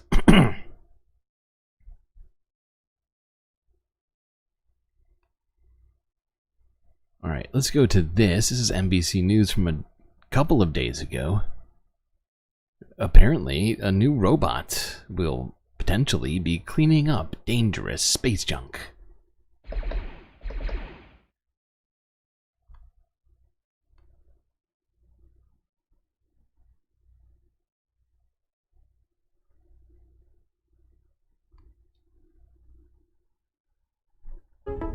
Space. Vast, infinite, but not as empty as you might think. The Earth's orbit now flooded with man-made trash, threatening space missions, critical satellites, and even life on Earth. One solution, futuristic robots designed to go into space and take out the trash. We got a rare look in Switzerland at the mission named Clear Space One, including this darkroom, designed to mimic space. Engineers are training the robot's camera to see the debris it's supposed to catch, even when it's in shadow. One of the hardest parts of the mission is lining up the robot precisely with debris that is flying through space at more than 4 miles per second. The next challenge, building giant robot claws to trap the trash. I'm putting on a special clean suit to make sure we don't contaminate the clean room behind me. This black contraption represents part of an old satellite or piece of space junk. 4 massive arms like this white one will form the claw, closing around it in outer space. If you ever played that claw game where you have to grab the stuffed animal, imagine that, but doing it in outer space. The robot designed to drag the trash back toward Earth, where smaller objects will burn up in the atmosphere, larger ones dropped safely in the ocean. Is it better to have this trash fall into the ocean than it is to just stay in outer space? So yes, it is better because those objects in outer space are essentially projectiles that orbit at 28,000 kilometers per hour. They go multiple times the speed of a bullet. A global race for solutions is on. In addition to the space claw, one design uses a net, another a harpoon. There are thousands of old satellites drifting through space, and more than 1 million smaller objects, threatening satellites and even spacecraft, which could have catastrophic consequences. Houston, this is Explorer. Like in the 2013 movie Gravity. This year, a piece of American space debris smashed into a Florida home. Local TV station WANK spoke to the shocked homeowner. It almost hit my son. I was shaken. I was completely in disbelief. Can you imagine just having that just blast through your living room and miss your kid by inches, or you? Who do you even sue over that exactly? That's European my Space question. Agency's Operations Center in Germany. Technicians work 24/7 tracking space debris that could threaten Earth. We think we have to act. However, if we don't do it, then we make it impossible in the future to use space as a resource. For Clear Space, it would take a little interstellar investigation.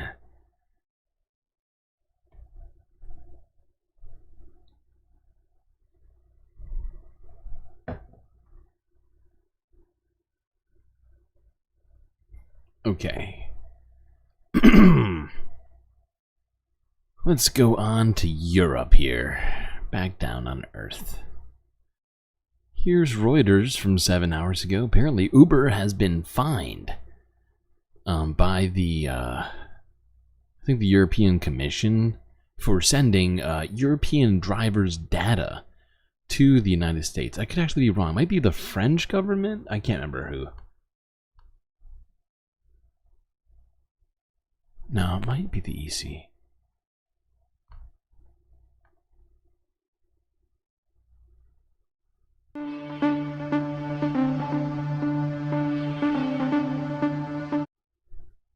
Sorry, I forgot this one has subtitles. Uber fined $324 million for sending European drivers' data to the US. Ride-hailing platform Uber has been hit with a $324 million fine by a Dutch data protection watchdog. The DPA says Uber transferred personal data to the US and failed to appropriately safeguard it. What? The DPA says Uber has stopped the practice. That's good. An Uber spokesperson said the company would appeal and called the fine completely unjustified. The investigation was triggered after a French organization lobbied on behalf of more than 170 taxi drivers in the county. The complaint was sent to the DPA as Uber's European headquarters is in the Netherlands.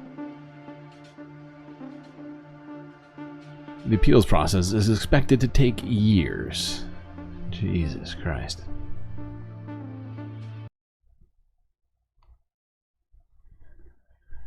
And these companies would rather litigate than pay fines. That's a fact.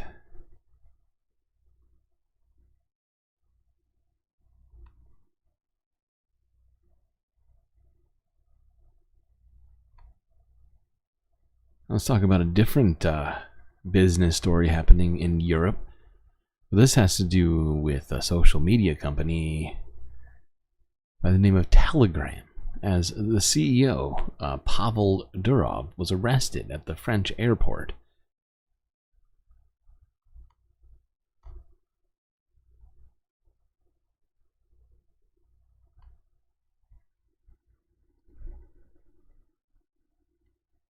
The Russian founder of the Telegram messaging app, Pavel Durov, has been arrested at a French airport. Reports say authorities have been investigating a lack of moderators on the app, which they say allows criminal activity to take place. Can't hear anything. Correspondent Will Vernon explains what we... Sorry. Let's try this once more. Full volume. Oh, space dust. The Russian founder of the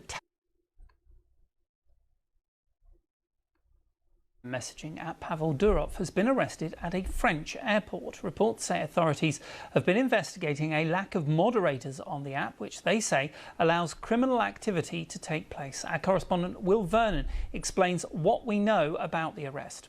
Yeah, this is coming from a number of French media who quote sources in French law enforcement who say that Pavel Durov was arrested on Saturday evening last night at an airport near Paris. He'd apparently arrived on his private jet from Azerbaijan, and they're saying that he was arrested on the basis of an arrest warrant that was issued in connection with Telegram's failure to moderate illegal content and cooperate with law enforcement over drug trafficking, child sexual content and fraud.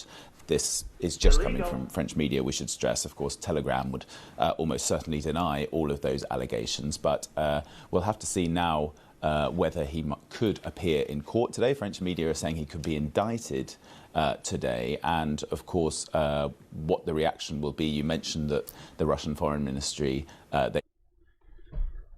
Okay, I think that's enough detail on this for now. I'll probably get into this maybe again when the trial actually starts. If the trial does in fact happen. It would seem, if you're going to arrest a guy, that you're planning on trying them.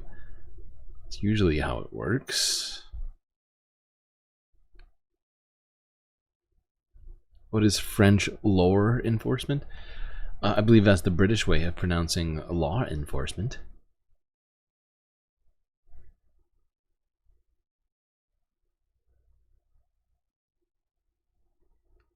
There goes people's drug connects. Yeah. And apparently child pornography connects too. I mean, I knew Telegram was a despicable place for questionable people, but I didn't know that that was something that was going on there as well.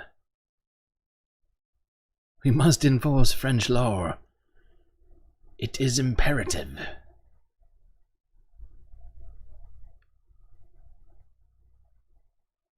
Alright, let's go to France. Well, we're already in France, actually, now that I think about it. But let's stay in France. Talk about some of the other things happening in France currently. First, yeah, let's go to the election first. Save the good stuff for last. France 24 English from 3 days ago. Uncharted territory, quote-unquote. Despite Macron's initial resistance to work with the NFP, otherwise known as the Nouvelle Front Populaire, Caste could be the next PM. That's Lucy Caste, who is a socialist, I believe. For some analysis now, we can bring in Nicholas Starton, an associate professor of politics and international relations at John Cabot University in Rome. Thank you so much for taking the time to speak with us. Emmanuel Macron has had, all summer to kind of think about how he's going to handle the political situation. What do you think he's trying to figure out with these meetings? And do you think his mind is maybe already made up? It's a good question. He's had a lot of time to think about it. He's had the Olympic truce, as you were calling it in your piece, to kind of work out what his strategy is. I mean, obviously, he would favor some kind of centrist coalition that might include the Republicans and possibly peeling off the right wing of the Socialist Party. The problem is, I think, for Macron is that historically France hasn't really been built around coalitions of the centre. Coalitions have always kind of been of the left and of the right. So, he finds himself in uncharted territory, I would say, in terms of which way to go. He's obviously had what appears to be on the surface a relatively positive meeting this morning with the populist front leaders of the left, and it looks like Lucy Caste has not been ruled out as the possible future Prime Minister. It'll be interesting to see how his lunchtime discussions go, because I think he has discussions later today where he'll be talking to his broad coalition of the centre, which comprises lots of little different parties, and he's going to need to get everybody on board with his eyes and thoughts. Yeah. Now, if you're unaware of what happened in the French election earlier this year, after Emmanuel Macron called for a disbanding and election midterm of the lower house called the Assembly, somewhat counter to what it was that he believed or was asking people to do, instead of coming to the center, everybody went pretty much to the left. And so and the reason that happened is that a number of different leftist French parties, including communists and socialists and other sorts of leftists, all banded together, created a new party called the NFP, the New Popular Front, or in French, the Nouvelle Front Populaire. And it's really put a thorn in Emmanuel Macron's side here, as he's been you know, sort of banking on his neoliberal centrist bona fides to carry him to victory time and time again. And this time didn't seem like it didn't really hold.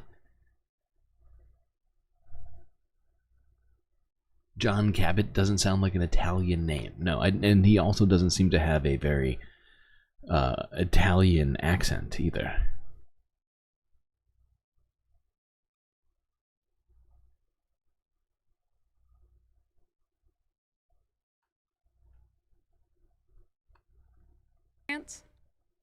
I'm not sure it has. I think he got a little bit of a bounce in terms of the Olympics. I think that seemed to pass off well, and you know, it gave people a little bit of time to think about what was going on in French political circles. So I actually think probably having this little bit of extra time has been to his advantage. It's kind of negated a little bit some of the radical calls from the right and the left in terms of what's going to happen next. I mean, at one stage, the New Popular Front were talking about a potential impeachment of the president if they didn't go along with his thoughts on who should be, with their thoughts on who should be prime minister. But there doesn't seem to have been any of that kind of language this morning. There hasn't been any kind of, you know, strong talk from the New Popular Front about things like impeachment. I think it's because it seems, to at least to me, that Macron is going to go along with their nomination, which for now is Lucy Castet. Now, he could go to the right and make a coalition with the right. It would be, well, it would be anti-democratic for sure. It would be incredibly unpopular. And it would be insanely cynical.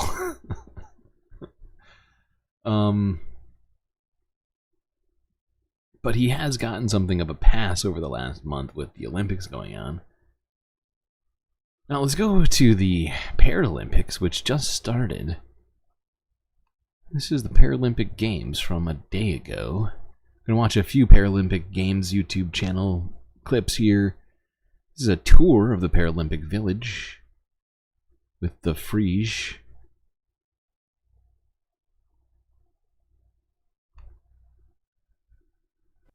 Now this next one is the history of the Paralympic movement in pictures. Let's just go straight to that. I don't need to block it up.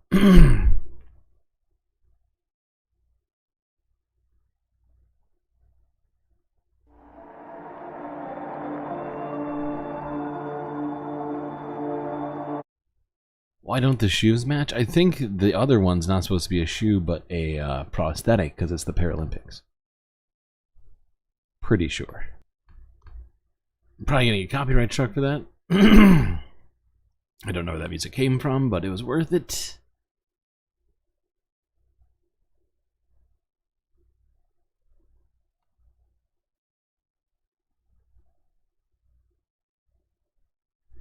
Okay, let's actually, there's one more I forgot. This is people on the streets of Paris. Live reacting about the Paralympics.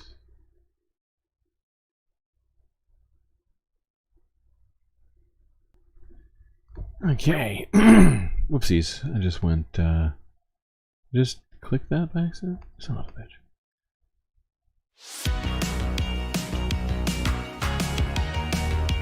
Hey, I'm from Morocco, Brazil.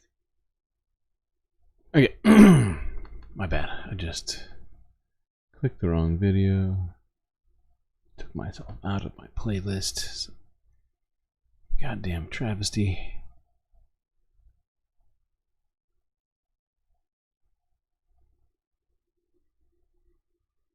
This is the Paralympics. Alright. Let's go here. Now, we already talked about this story somewhat earlier. I think it was like last week, Saturday maybe, Friday, Saturday. That being Andrew Tate having been arrested, put on house arrest by the Romanian authorities, and over the weekend, they decided to come in and take all of his prized possessions, that being his cars. It's very, very sad for him. Pretty sure this means that he's a lower value male.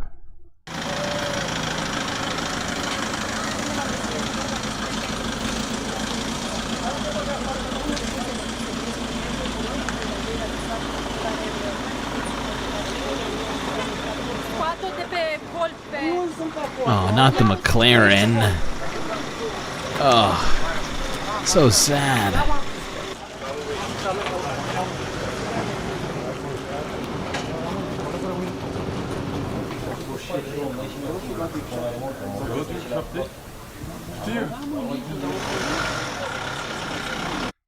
Poor Andrew. Poor Andrew Taint and his fleet of luxury vehicles. It's so sad. The Romanian law enforcement agencies conducted raids on internet personality Andrew Tate. Authorities have in fact launched an investigation against him into allegations of human trafficking and sexual exploitation of a minor. Andrew Tate has been placed under house arrest. On Saturday, the Romanian authorities in fact took away the luxury cars from a property near Bucharest. They got the Lambo, the Ferrari, the McLaren. Against this individual. Got all of them. The former professional gone kickboxer and his brother forever. Tristan Tate were amongst the 6 Or maybe people who not have been forever, detained but after the Romanian authorities conducted 4 Could home be. searches in Ilfov County and the Bucharest municipality. How The will he authorities ever also asked the recover? Bucharest court to arrest the Tate brothers for about 30 days, but the judge decided to place Andrew Tate under house arrest and Tristan under judicial. And his brother? Oh, wow.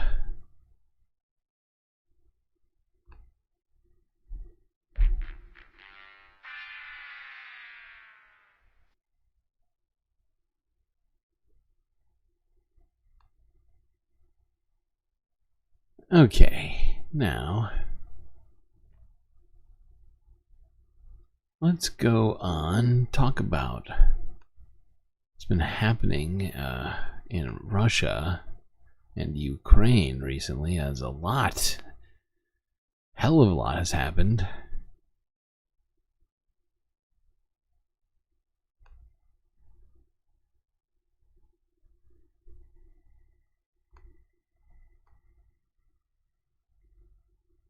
Start here, I guess. CBS Evening News. This is from 2 days ago. Ukraine and Russia swap prisoners of war.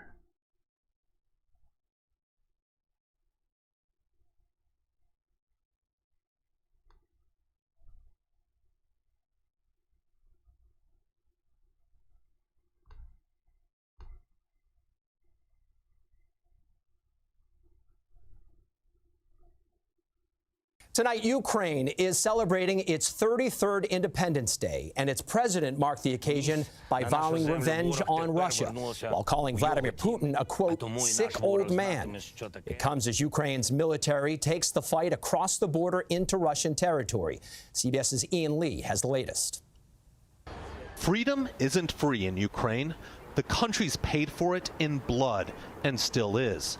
The eyes of the fallen watch President Volodymyr Zelensky and his wife honoring their sacrifice on the country's Independence Day. No. They didn't just get all that money from telling people on the internet that women have cooties and are bad.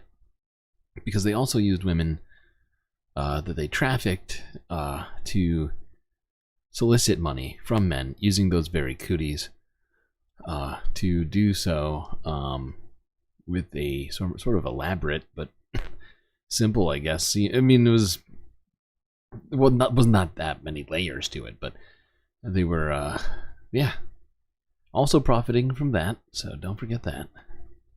Ukraine gained its freedom 33 years ago from the Soviet Union. Now Russia wants to snuff it out. Ukrainians always pay back their debts, and whoever wished misery upon our land shall find it in their own home with interest, he said. Whoever seeks to sow evil on our land will reap its fruits on their own territory. 2.5 years in, Kyiv's taken the fight into Russia, seizing nearly 500 square miles of the Kursk region. Leading the charge is Commander Vitaly, whose identity we were asked to conceal. has there been anything that has surprised you during this operation in Kursk? The thing that surprised me was the presence of conscripts, he said, young guys who are 18 to 20 years old who are entrusted with tasks that should be assigned to regular troops. Ukraine captured hundreds of these young Russian conscripts, adding to what Kyiv calls the... Okay, so now 230 prisoners were exchanged in the last couple of days. 115 on both sides.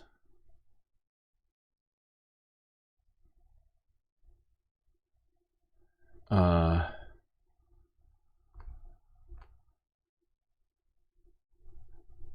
know, let's go to this too. Actually, no, we don't need to do this one. Oh, fuck it. I'm already on it. Ugly business. I think you're talking Video about... from the Russian Defense Ministry shows freed servicemen on their way back home. You're talking about the tape after cam business? Because, yeah, it's fucked. If those allegations are correct, it involved underage women, girls. Okay. Video from the Russian Defense Ministry shows freed servicemen on their way back home after Russia and Ukraine exchanged 115 prisoners of war from each side on Saturday. This freed Russian soldier spoke to his mother on the phone, telling her, "Everything is okay. We are going home." According to the Defense Ministry, the Russian servicemen swapped were captured in the Kursk region, where earlier this month, thousands of Ukrainian troops smashed through the border in the biggest foreign attack on Russian territory since World War II.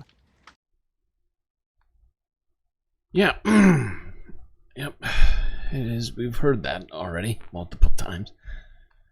They keep saying that. Biggest attack on Russia since World War II.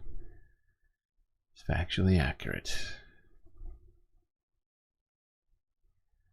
Now, in the last 24 hours, things have escalated even further, as seemingly in response to this incursion, Russia has, well, they have sent an onslaught of strikes into Ukrainian territory.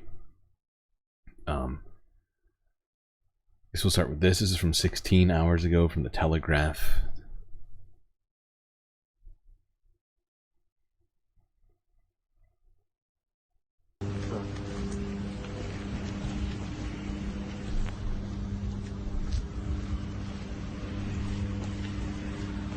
This footage shows the aftermath of a hit on Kyiv hydroelectric power plant.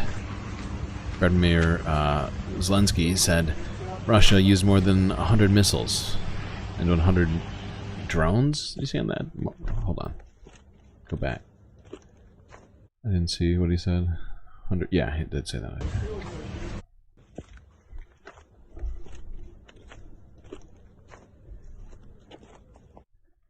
Russian winter, be careful, Ukraine. I think tank technology has improved since the 40s. Also, I think Ukraine's probably pretty familiar with Russian winters. Just across the border from their territory.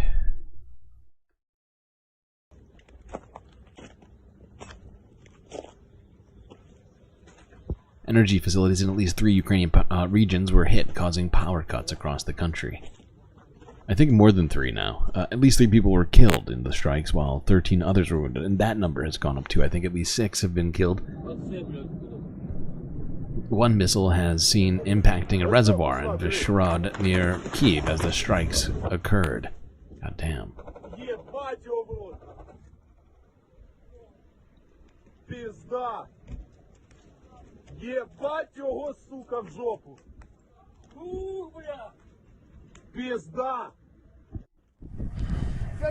Ukraine claimed to down a Russian missile over the Zakarpattia and Lviv regions. Holy shit.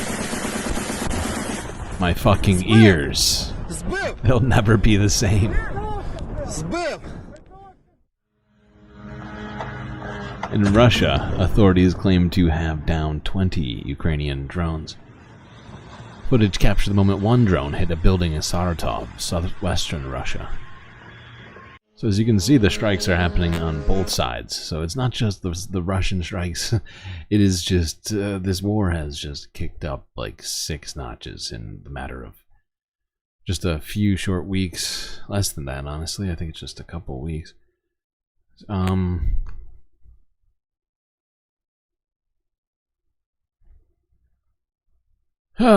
will it stop? I don't know. But, let's go to this. This was from around the same time as that video. This is from The Guardian, as apparently a British Reuters staff member was killed in Ukraine from these strikes. I believe he was in the eastern region as he was covering these cities near the front line. Wait, this is the wrong one. This is the Telegraph. Go to The Guardian, please. That's better.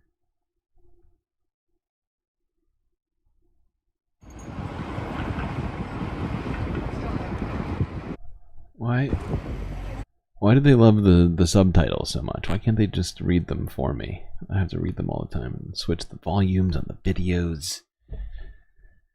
Okay. A British man working for the Reuters news agency was killed after a missile hit a hotel in the eastern Ukrainian city of Kramatorsk. Ryan Evans was working as a safety advisor for Reuters. Evans was a former British soldier and had been working with Reuters since 2022. The missile hit the Hotel Sapphire on Saturday, where he was staying with a 6-person team. Reuters said 2 of its journalists were being treated in the hospital, and one of them was seriously injured. 3 other members of the Reuters team were in the hotel, were safe. All day today, debris has been cleared in Kramatorsk after the Russian missile strike. Journalists were among the casualties. The video crew from Reuters.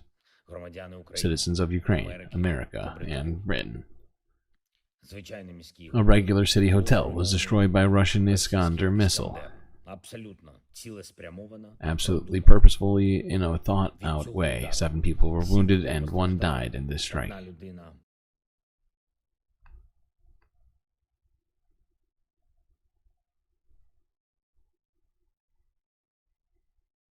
Okay,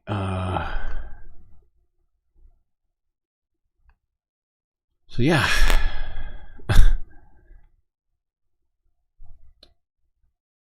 Russia struck a hotel and a hospital same day, killing journalists, or at least a journalist.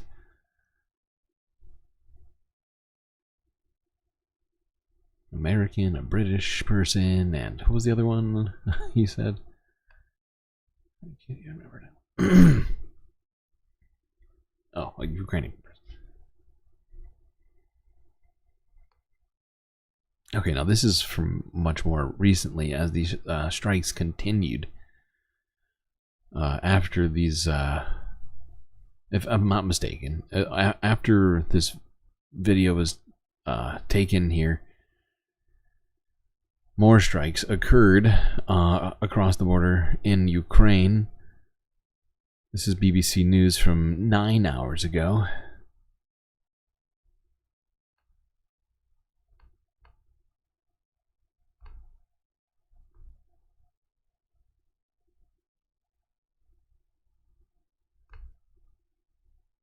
Since the very start of Russia's full-scale invasion 2.5 years ago, it is the power grid in Ukraine that has been the focus of repeated Russian assaults. And so it was this morning. Wave after wave of attacks hitting every part of the grid, including substations and major power plants. In large part, the Ukrainian defences performed well, but this attack shows signs the Russian assaults are getting ever more sophisticated and more accurate. The Russians used a combination of drones and cruise missiles, one of them hitting a hydroelectric dam north of the capital, Kyiv. If that dam breaks, millions of people downstream would be in danger. At least 6 people were killed after Russia targeted 15 Ukrainian regions in what is described as the biggest Russian bombardment of the war so far. Let's hear some of President Zelensky's response. This was one of the largest strikes, a combined one. More than 100 missiles of various types and about 100 Shahed drones. And like most previous Russian strikes... Sorry, we already listened to this just now. Miraculously, the number of people who got killed during these attacks is not high given the scale of what happened today. At least 6 people have been reported to be killed, but this figure may still increase. The main target of this attack was Ukraine's energy infrastructure. The hydroelectric power plant near Kyiv was damaged, and other energy facilities were targeted by Russian missiles and drones. And it seems that this attack is Moscow's another attempt to disrupt energy supplies in Ukraine ahead of the upcoming winter. Since March, they have targeted and destroyed dozens of energy facilities in Ukraine, including substations, power plants, and so on. And as a result, Ukraine lost about half of its electricity generation capacity. And today's attack will certainly make things worse for Ukraine.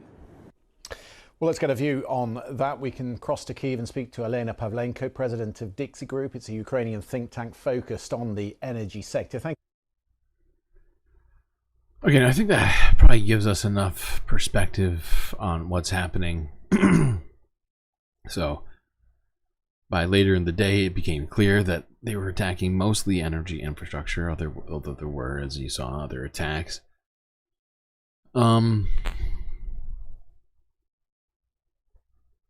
But at least 6 people died and multiple injured. Now, let's go to this. This happened, Ukraine released this video shortly after this strikes began. And this is that video. This is Associated Press from 12 hours ago. Ukraine saying that it has new long-range weapons to strike Russia without having to ask permission from allies.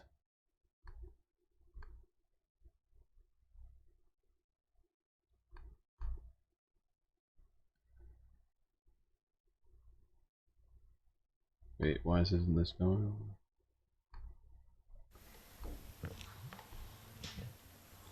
Hold on. Я думаю, що це буде там зміна. Please hold.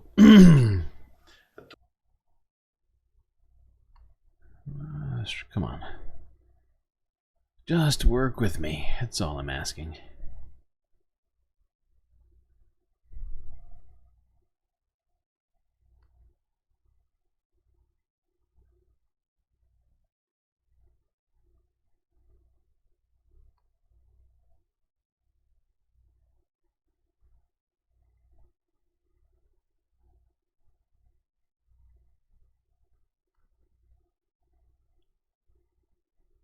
Weird.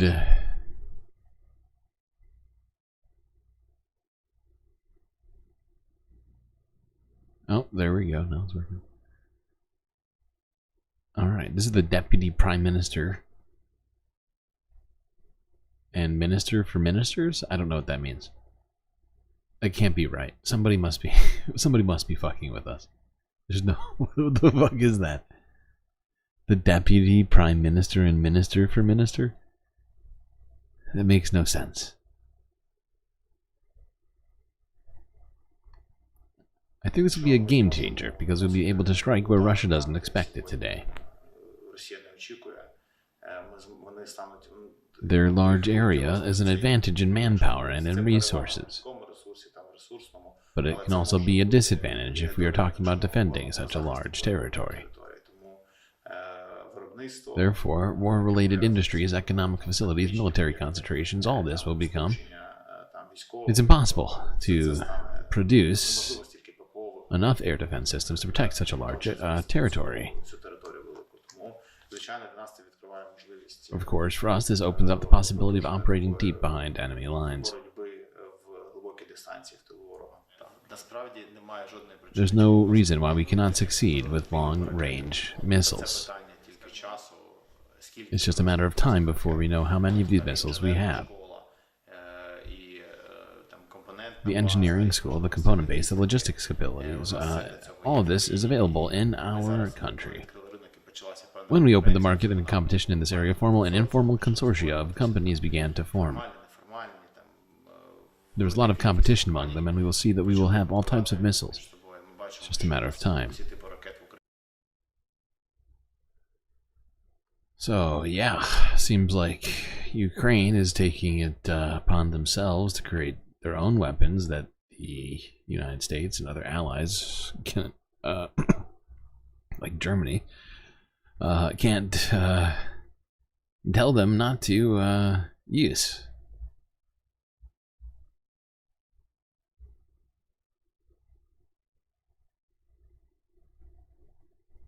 Which will absolutely change everything if that's the actual case. Although with the video where they named this guy the Minister of Ministers, or the Minister of Minister, it's not even ministers, it's just the Minister. I don't know. I didn't even notice that like what appears to be a typo until just now. Okay, let's go here. Australia, real quick before we go right back to talk about the Middle East. It's got one video leading to Australians, specifically Australian workers, who now have the right to disconnect, quote unquote, after hours.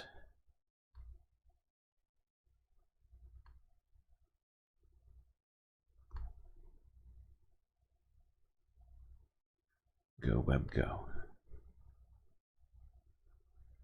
You can do it.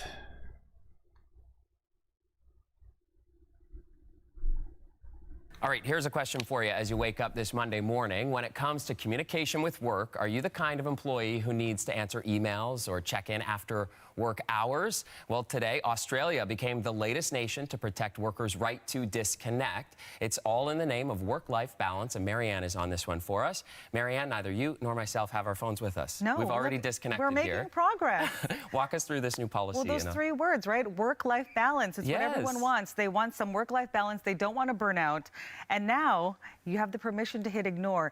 In Australia, starting today, any employee who works for a company with more than 15 workers, they're not required to answer those calls, texts, emails from their bosses during unpaid work hours. So that's after you clock out. Of course, we've got to answer them while we're on the job, but afterwards, it's all about having those boundaries, and that's what so many employees want to have without the guilt. And it's also to cut down on those unpaid work hours. We know that in Australia, there was a survey by the Australia Institute that found that Australians worked on average 281 unpaid overtime hours. That's worth about 130 billion Australian dollars. So a lot of workers really happy about this. On the other hand, some employers are concerned about what this could mean about a potential communication ban outside of work hours, because there are some workers who are required to answer their phones every now and then, depending on what their actual role is. But here's some reaction from Australia, because it is actually surprisingly quite mixed. I think it's actually really important that we have laws like this. We spend so much of our time connected to our phones, connected to our emails all day, and I think that it's really hard to switch off as it is. We are professionals, we're well paid, we're expected to deliver, and we feel we have to deliver 24 hours a day if we have to. So the phone's always on, the computer's always on, and we're working. See, some people don't mind being tethered to work morning to night, as long as that sounds like a boss. As long as that check is clearing. Oh, that's what I wondered. Is he in management? But interesting to look at just how many countries have now adopted similar laws, because there are now more than 24 countries around the world, mostly in Latin America as well as in Europe. And France was actually the first country to put a law like this in place in 2017, and so many other countries have now followed suit. Well, it's not just the international context. Even here in Canada, we have an example. Let's start with Ontario. Yeah, Ontario, the first province in the country to put something like this in place, this right to disconnect. Back in 2023, employers who had more than 25 employees were required to have a policy, a written policy. And these sorts of policies should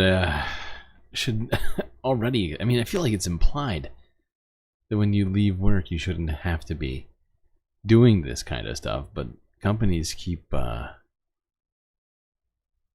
you know, trying to encroach on people's personal lives. Try and up that productivity any way they possibly can. Ukraine's government is denying the genocide in Gaza. I think we know why. They need that money. They can't outwardly impugn the United States government.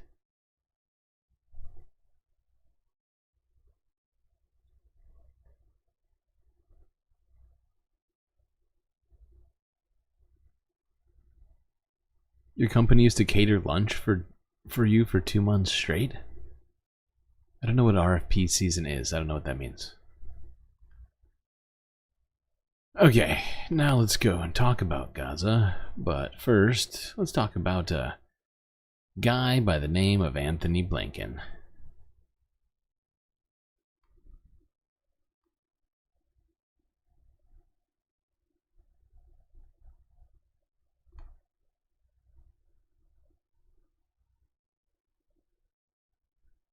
Just so that, like, you know, you understand what's going on with Blinken and the claims that they, you know, somehow Netanyahu signed on to a ceasefire deal. They're not even, hopefully not even calling it a ceasefire deal, because it's some type of like weird truce deal, which essentially puts us back to exactly where we are in, you know, a week or two in terms of like what Israel's doing in Gaza. And it's clearly just an attempt to sort of like, at a time where the DNC is happening, they don't want protests to be discussed, and they want to try and, you know, mitigate the problems that people have with Biden's positions and to some extent Harris's positions as well. Here is Daniel Levy, former Israeli peace negotiator. This is a guy I've interviewed probably over the course of 20 years, many times. And if you went back and saw that, you'd see his evolution when he became clearer and clearer, like, you know, as Israel moved further and further right and becomes clearly more and more both unwilling and incapable of actually being a partner for any type of peace. It's science. Here he is on the BBC. Every day, whether it's mass Palestinian civilian casualties still on a daily basis, whether that's the news that those families have received, whether that's confirmation that the refusal and inability to reach a deal earlier has meant that more of the Israelis being held in Gaza have perished, whether that's the ongoing deterioration in the humanitarian conditions and Palestinians being shunted from one area to another, never a safe zone, even when it's been declared as such, and the unedifying continued spectacle of an American diplomatic leadership and Secretary of State who simply isn't believed or seen as credible by anyone, as you said, Cassia. He is messaging quite differently to how the players are messaging. Now, there are in diplomatic efforts, sometimes there's a need for constructive ambiguity. It's hard to be or seem credible when you're doing a bunch of very uncredible stuff, like clearly lying about important shit. Like the most recent lies that are being said about Israel having accepted a peace deal, even though we've just recently talked about how Israel is asking for a piece of Egypt as an amendment to the ceasefire deal, among other things, like being able to go right back to what they're doing rather than having a permanent ceasefire. The list goes on and on, honestly. Sometimes as you're getting something over the hill, you'll be saying one thing that the parties can't themselves quite yet say. Sadly, that's not where we are today. Blinken is not only not a credible mediator, he's not an effective one either. And this isn't a personal thing, although he has handled this appallingly at a personal level, but this is institution-wide. This is the US. So how do we understand this spinning of such an optimistic take despite the fact that it has very little grounding in reality. And that goes to the rest of your reporting this morning, Cassia, which is this is a lot about the convention in Chicago and the protesters and the need for the administration to say, hey, it's okay, we've got this. This looks positive. Don't disrupt Chicago. And the other thing is to prevent a wider regional. The Americans trying to make sure that Israel can continue its provocative military actions, but that there will not be blowback from Iran, and therefore it's deploying its military assets. And this is also highly risky. That's what's going on. Gaza and the appalling situation in Gaza, the hostages, but also, of course, the tens of thousands of dead Palestinians, the hundreds of thousands of displaced and suffering Palestinians, that is coming in a poor third.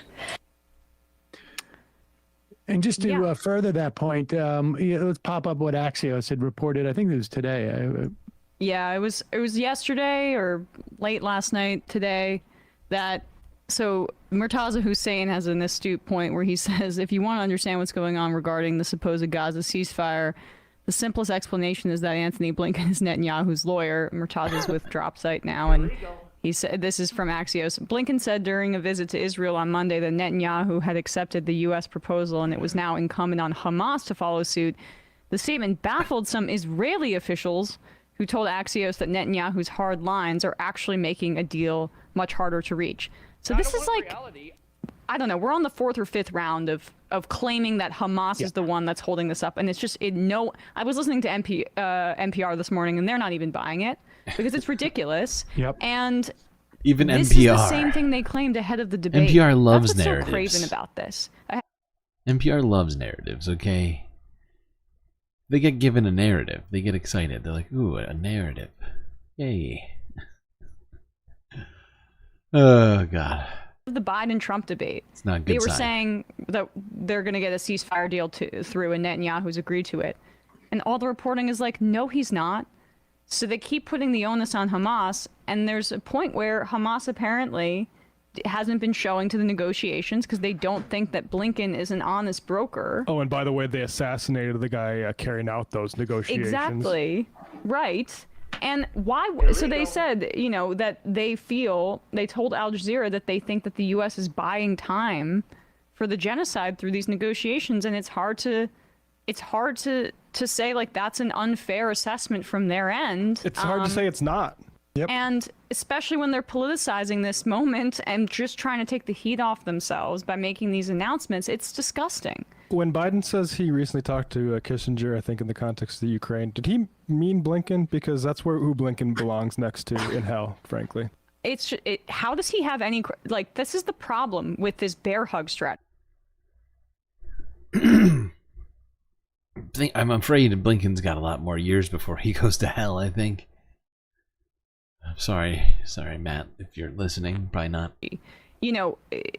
There's no even veneer of even-handedness. It's just, he has no credibility with anybody else except for Netanyahu, his client, apparently. In these I'm not even sure I buy that's a...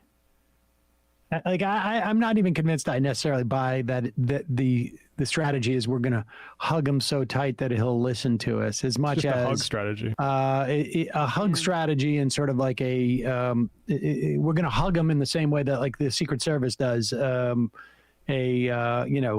president who's someone's trying to shoot at. We're going to illegal. Whoopsies. Getting too excited with my soundboard over here, knocking shit over. That is assuming hell Igman exists. Well, I was assuming that because that was the premise of it. Because he was saying, because Matt was saying that Anthony Blinken should be in hell next to Henry Kissinger. So that was presuming that a hell existed in which Henry Kissinger is currently residing in, and that there was space next to him for Anthony Blinken. I had to presume all that just to even attempt that bit.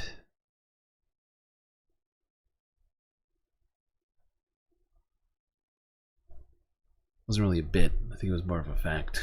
He's probably going to live for quite a while. B-Cat's right. Evil motherfuckers live forever.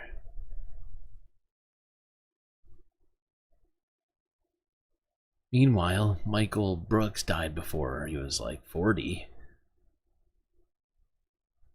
Freak accident. Great person. There's just so much evidence for this. Okay, let's go here. This is AP archive from a day ago, showing families of hostages holding a rally, asking Anthony Blinken, who's supposed to be meeting with Israeli leadership, to push for a ceasefire.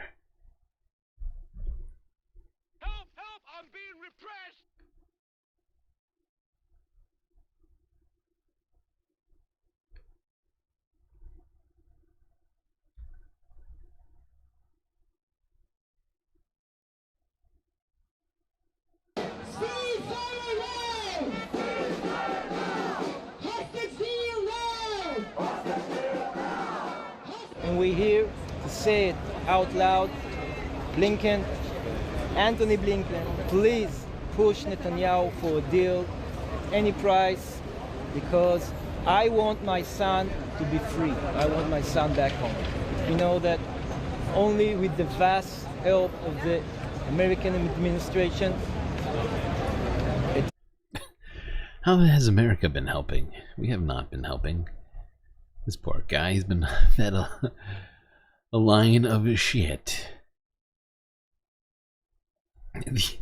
America's, I feel like, actively helping not have a ceasefire.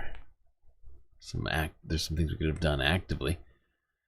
Some choices we've made actively here in this nearly year-long just horrifying ethnic cleansing and genocidal onslaught of Palestinian people. But we are intrinsic in that very goal, if you can call it the goal. I mean, it seems to be a goal for some people.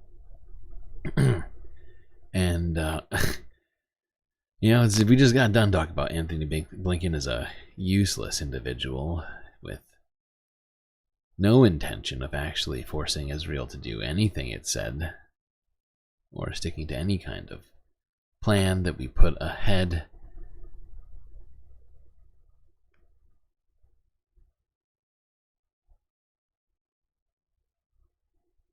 Let's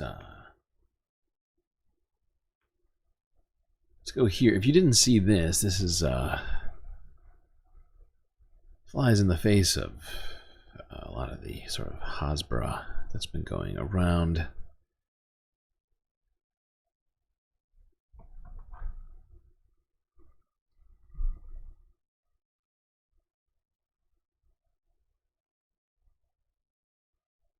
This is former Israeli captive Noah Argamani, who issued a statement earlier last week, sometime I think in the middle of the week, in order to correct the media who made a number of claims and misquotes regarding her time as a hostage.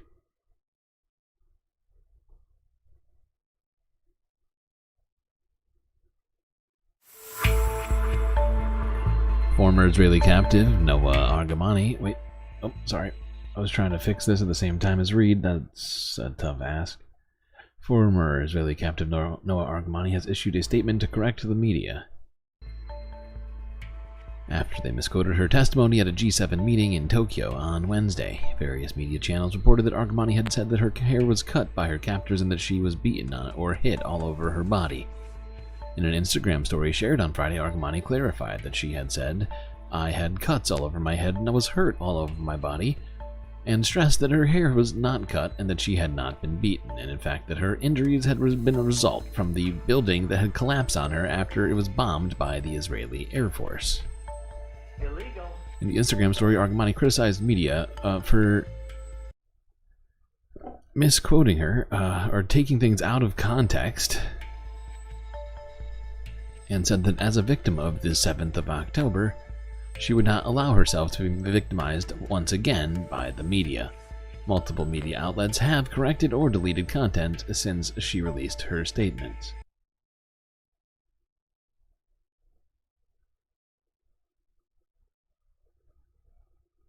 seems like they care more about the narrative than the hostages themselves. Pretty unfortunate.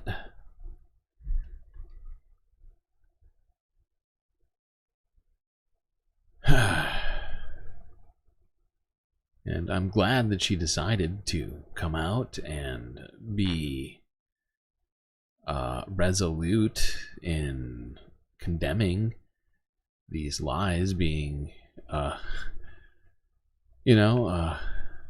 used in her name. Some pretty fucked up things, too. Let's be real. When they lie about this kind of stuff, it should be shocking to people.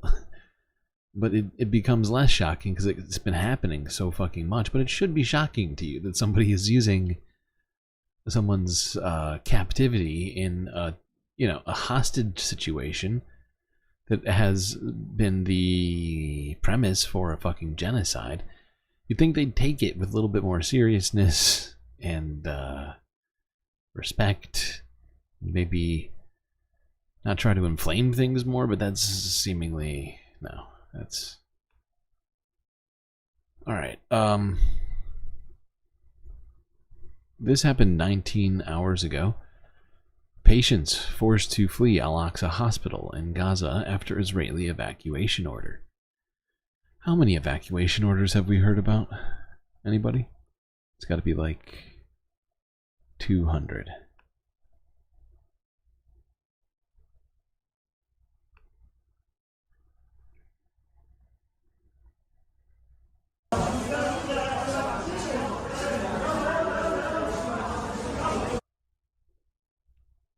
I always regret doing that.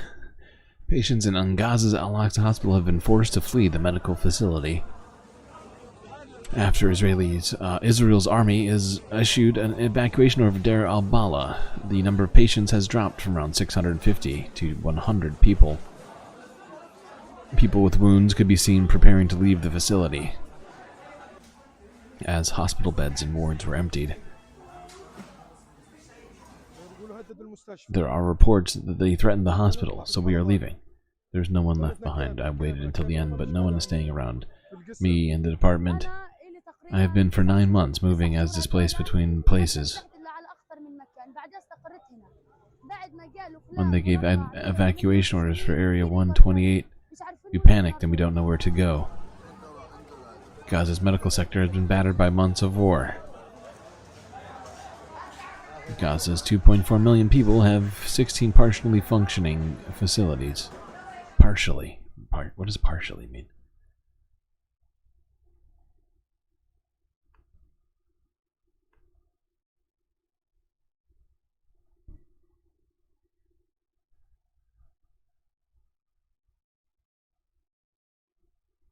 Okay, now let's talk about what's been happening between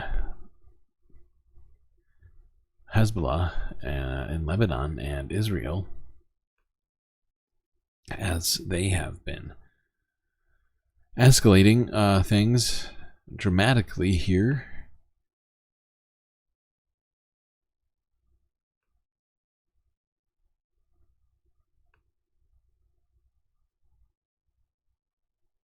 Actually, sorry, I'm debating you. First, let's go to this one, actually. This came out a couple of days ago. Around the same time that this happened, the Houthis attacked a shipping vessel, an oil tanker. This is footage from that.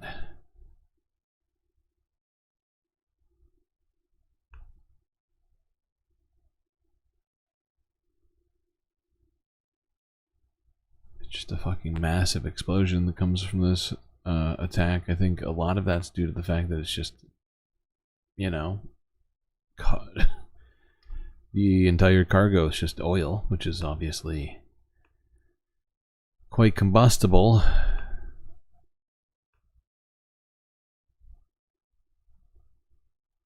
sure that'll be good for the wildlife in the region. Let's go here now to talk about Hezbollah and Israel. Starting with this is Guardian News.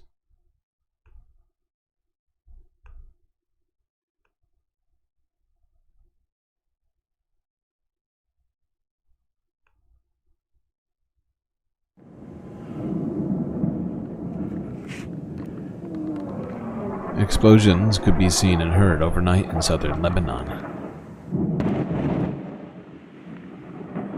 after Israel carried out airstrikes in the region in what is described as a quote-unquote preemptive action before a planned large-scale Hezbollah attack. I find that laughable. I love that talking point, though. It's really good.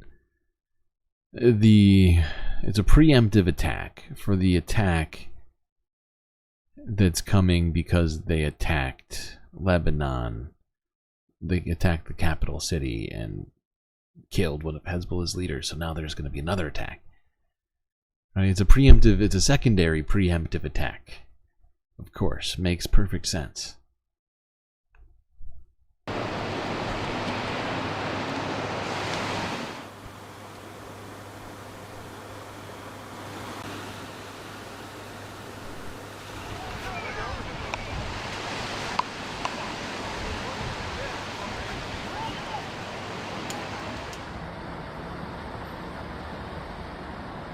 Hezbollah also launched hundreds of rockets and drones from southern Lebanon against Israel in retaliation for the assassination of senior Hezbollah commander in Beirut in July.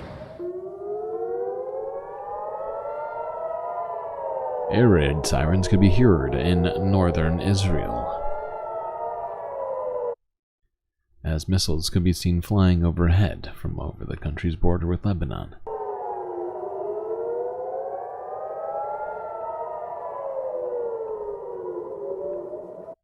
It's preemptive defense. Preemptive defensive attack.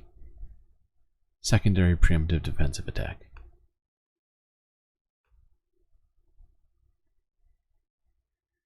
Justified, of course.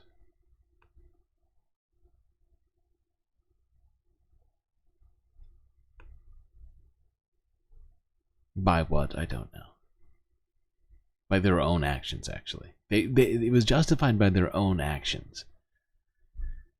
They assassinated somebody, so they had to, in fact, attack them again because it made them angry. Makes sense.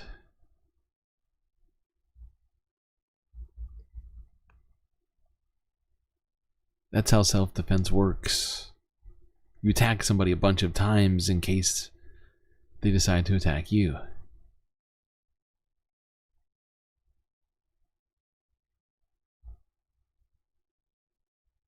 It's just preemptive.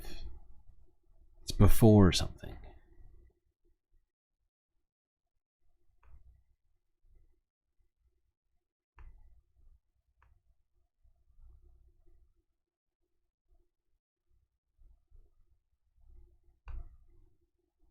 We begin in the Middle East, where Israel's Prime Minister has promised he will do everything to restore security at its northern border with Lebanon. That's after the Israeli Defense Forces launched airstrikes against Hezbollah. Israel says it identified preparations for a large-scale attack.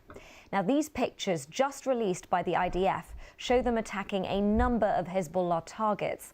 Israel's defense minister has issued a 48-hour state of emergency in the country.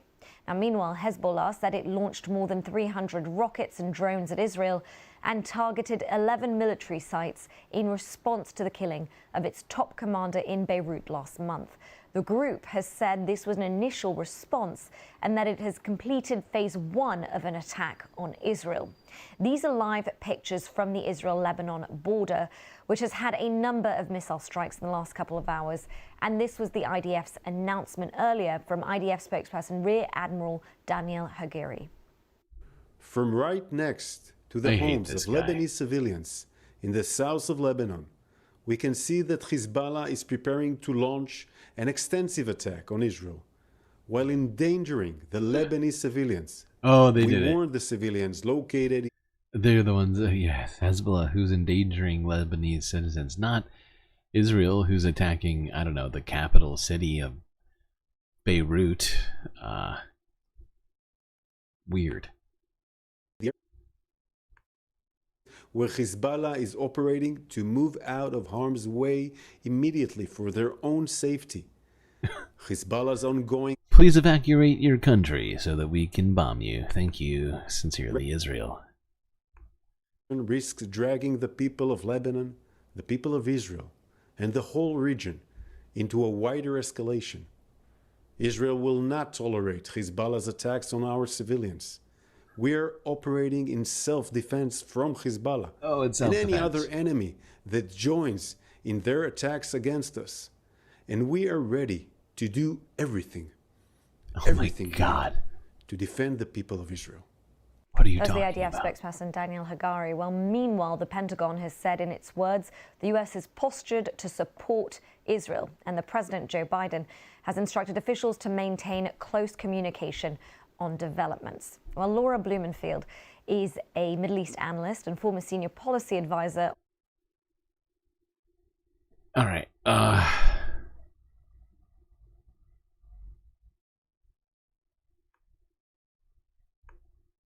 State Department's Israeli-Palestinian negotiating team. She told us more about the strikes and reactions from both parties. The Israelis have called for a 48-hour period of emergency. Their Secretary of Defense, their Defense Minister Gallant, is calling on the population. So it's not just one night, one and done. On the other hand, so much about these exchanges since October 7th has been not so much about being strong, but being smart. And so it's kind of our intelligence versus your intelligence kind of battle here. The Israelis were clearly caught by surprise on October 7th. The Shukr assassination was an intelligence coup for Israel, as was the Haniya assassination in Tehran. So I think Hezbollah is feeling like they need to show that they can in some way. Enough of this. Okay.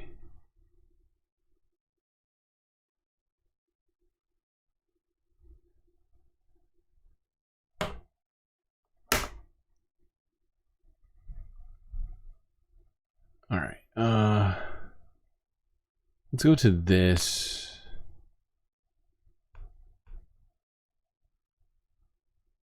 Here's the Associated Press from 23 hours ago, showing more of the attacks happening across the border. The Mideast once again is on edge after a new round of fighting between Israel and Hezbollah. Israel says it struck thousands of Hezbollah rocket launchers inside South Lebanon in what it calls an act of self-defense. It says that the Lebanese militant group was planning to launch thousands of rockets into Israel early Sunday when it struck. Despite these Israeli airstrikes, Hezbollah did manage to fire over 200 rockets into Israel, as well as about 20 drones. There were 3 deaths reported inside Lebanon. No deaths on the Israeli side, but there is some damage. The fighting appears to have calmed down for the time being, but all sides remain on high alert. Israel and Hezbollah have been exchanging fire almost every day since Israel's war against Hamas erupted. Yeah. Maybe Israel could stop doing what it's been doing. And this could all stop.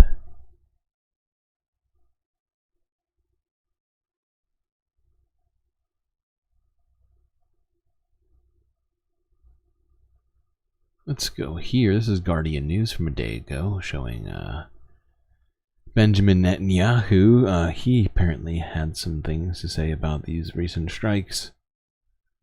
Let's see what Bibi's got for us.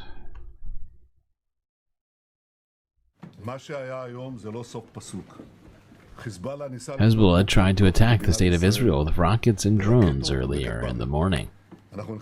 We instructed the IDF to carry out a powerful preemptive strike to remove the threat. The IDF destroyed thousands of short-range rockets, and the rockets were all intended to harm our citizens and our forces in the Galilee.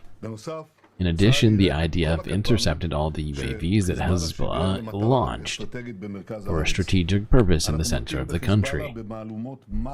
We are hitting Hezbollah with surprising thrusts. Ew. Phrasing.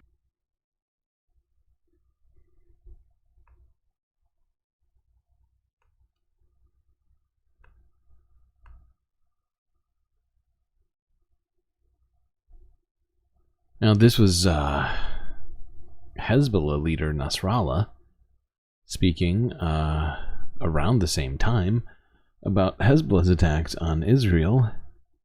This is the second to last video of the night. The penultimate It is normal that the resistance announced its commitment and steadfastness to respond to this tyrant aggression so that we can balance the equation that has cost us blood and sacrifice over decades. This was something we cannot forgive.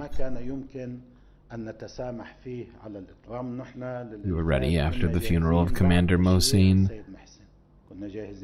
Our fighters, our weapons, our plan, and everything. We just had some detail of which targets, which I will talk about later, we will hit. But we were ready. The delay was for the amount of technical, security, intelligence, ground, air, and sea force mobilization by the Israelis and Americans, and so rushing this would have led to failure. One of the reasons the Americans ran with it is to be deceitful and to try and deter the resistance's response amidst talk of regional war. They started saying there will be a stop to the aggression and that there was going to be a ceasefire and to hold off. And that is why we took our time. We didn't tell anyone we would take our time, but honestly, we took our time to give room for these negotiations. Our main goal in this front and all this blood lost and all these sacrifices is to stop the aggression on Gaza. Huh. Okay.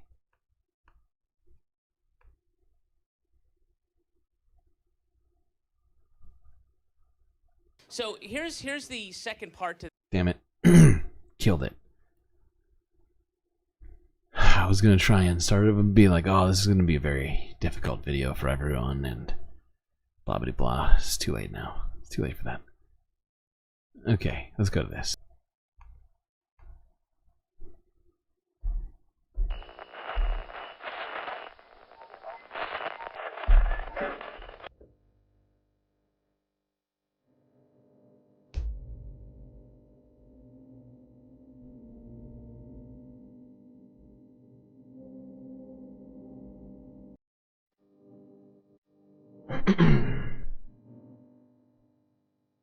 Well, we made it through another one. That's gonna be it for me tonight. So I'll see you next time. You stay classy, Galactic Stream Nation.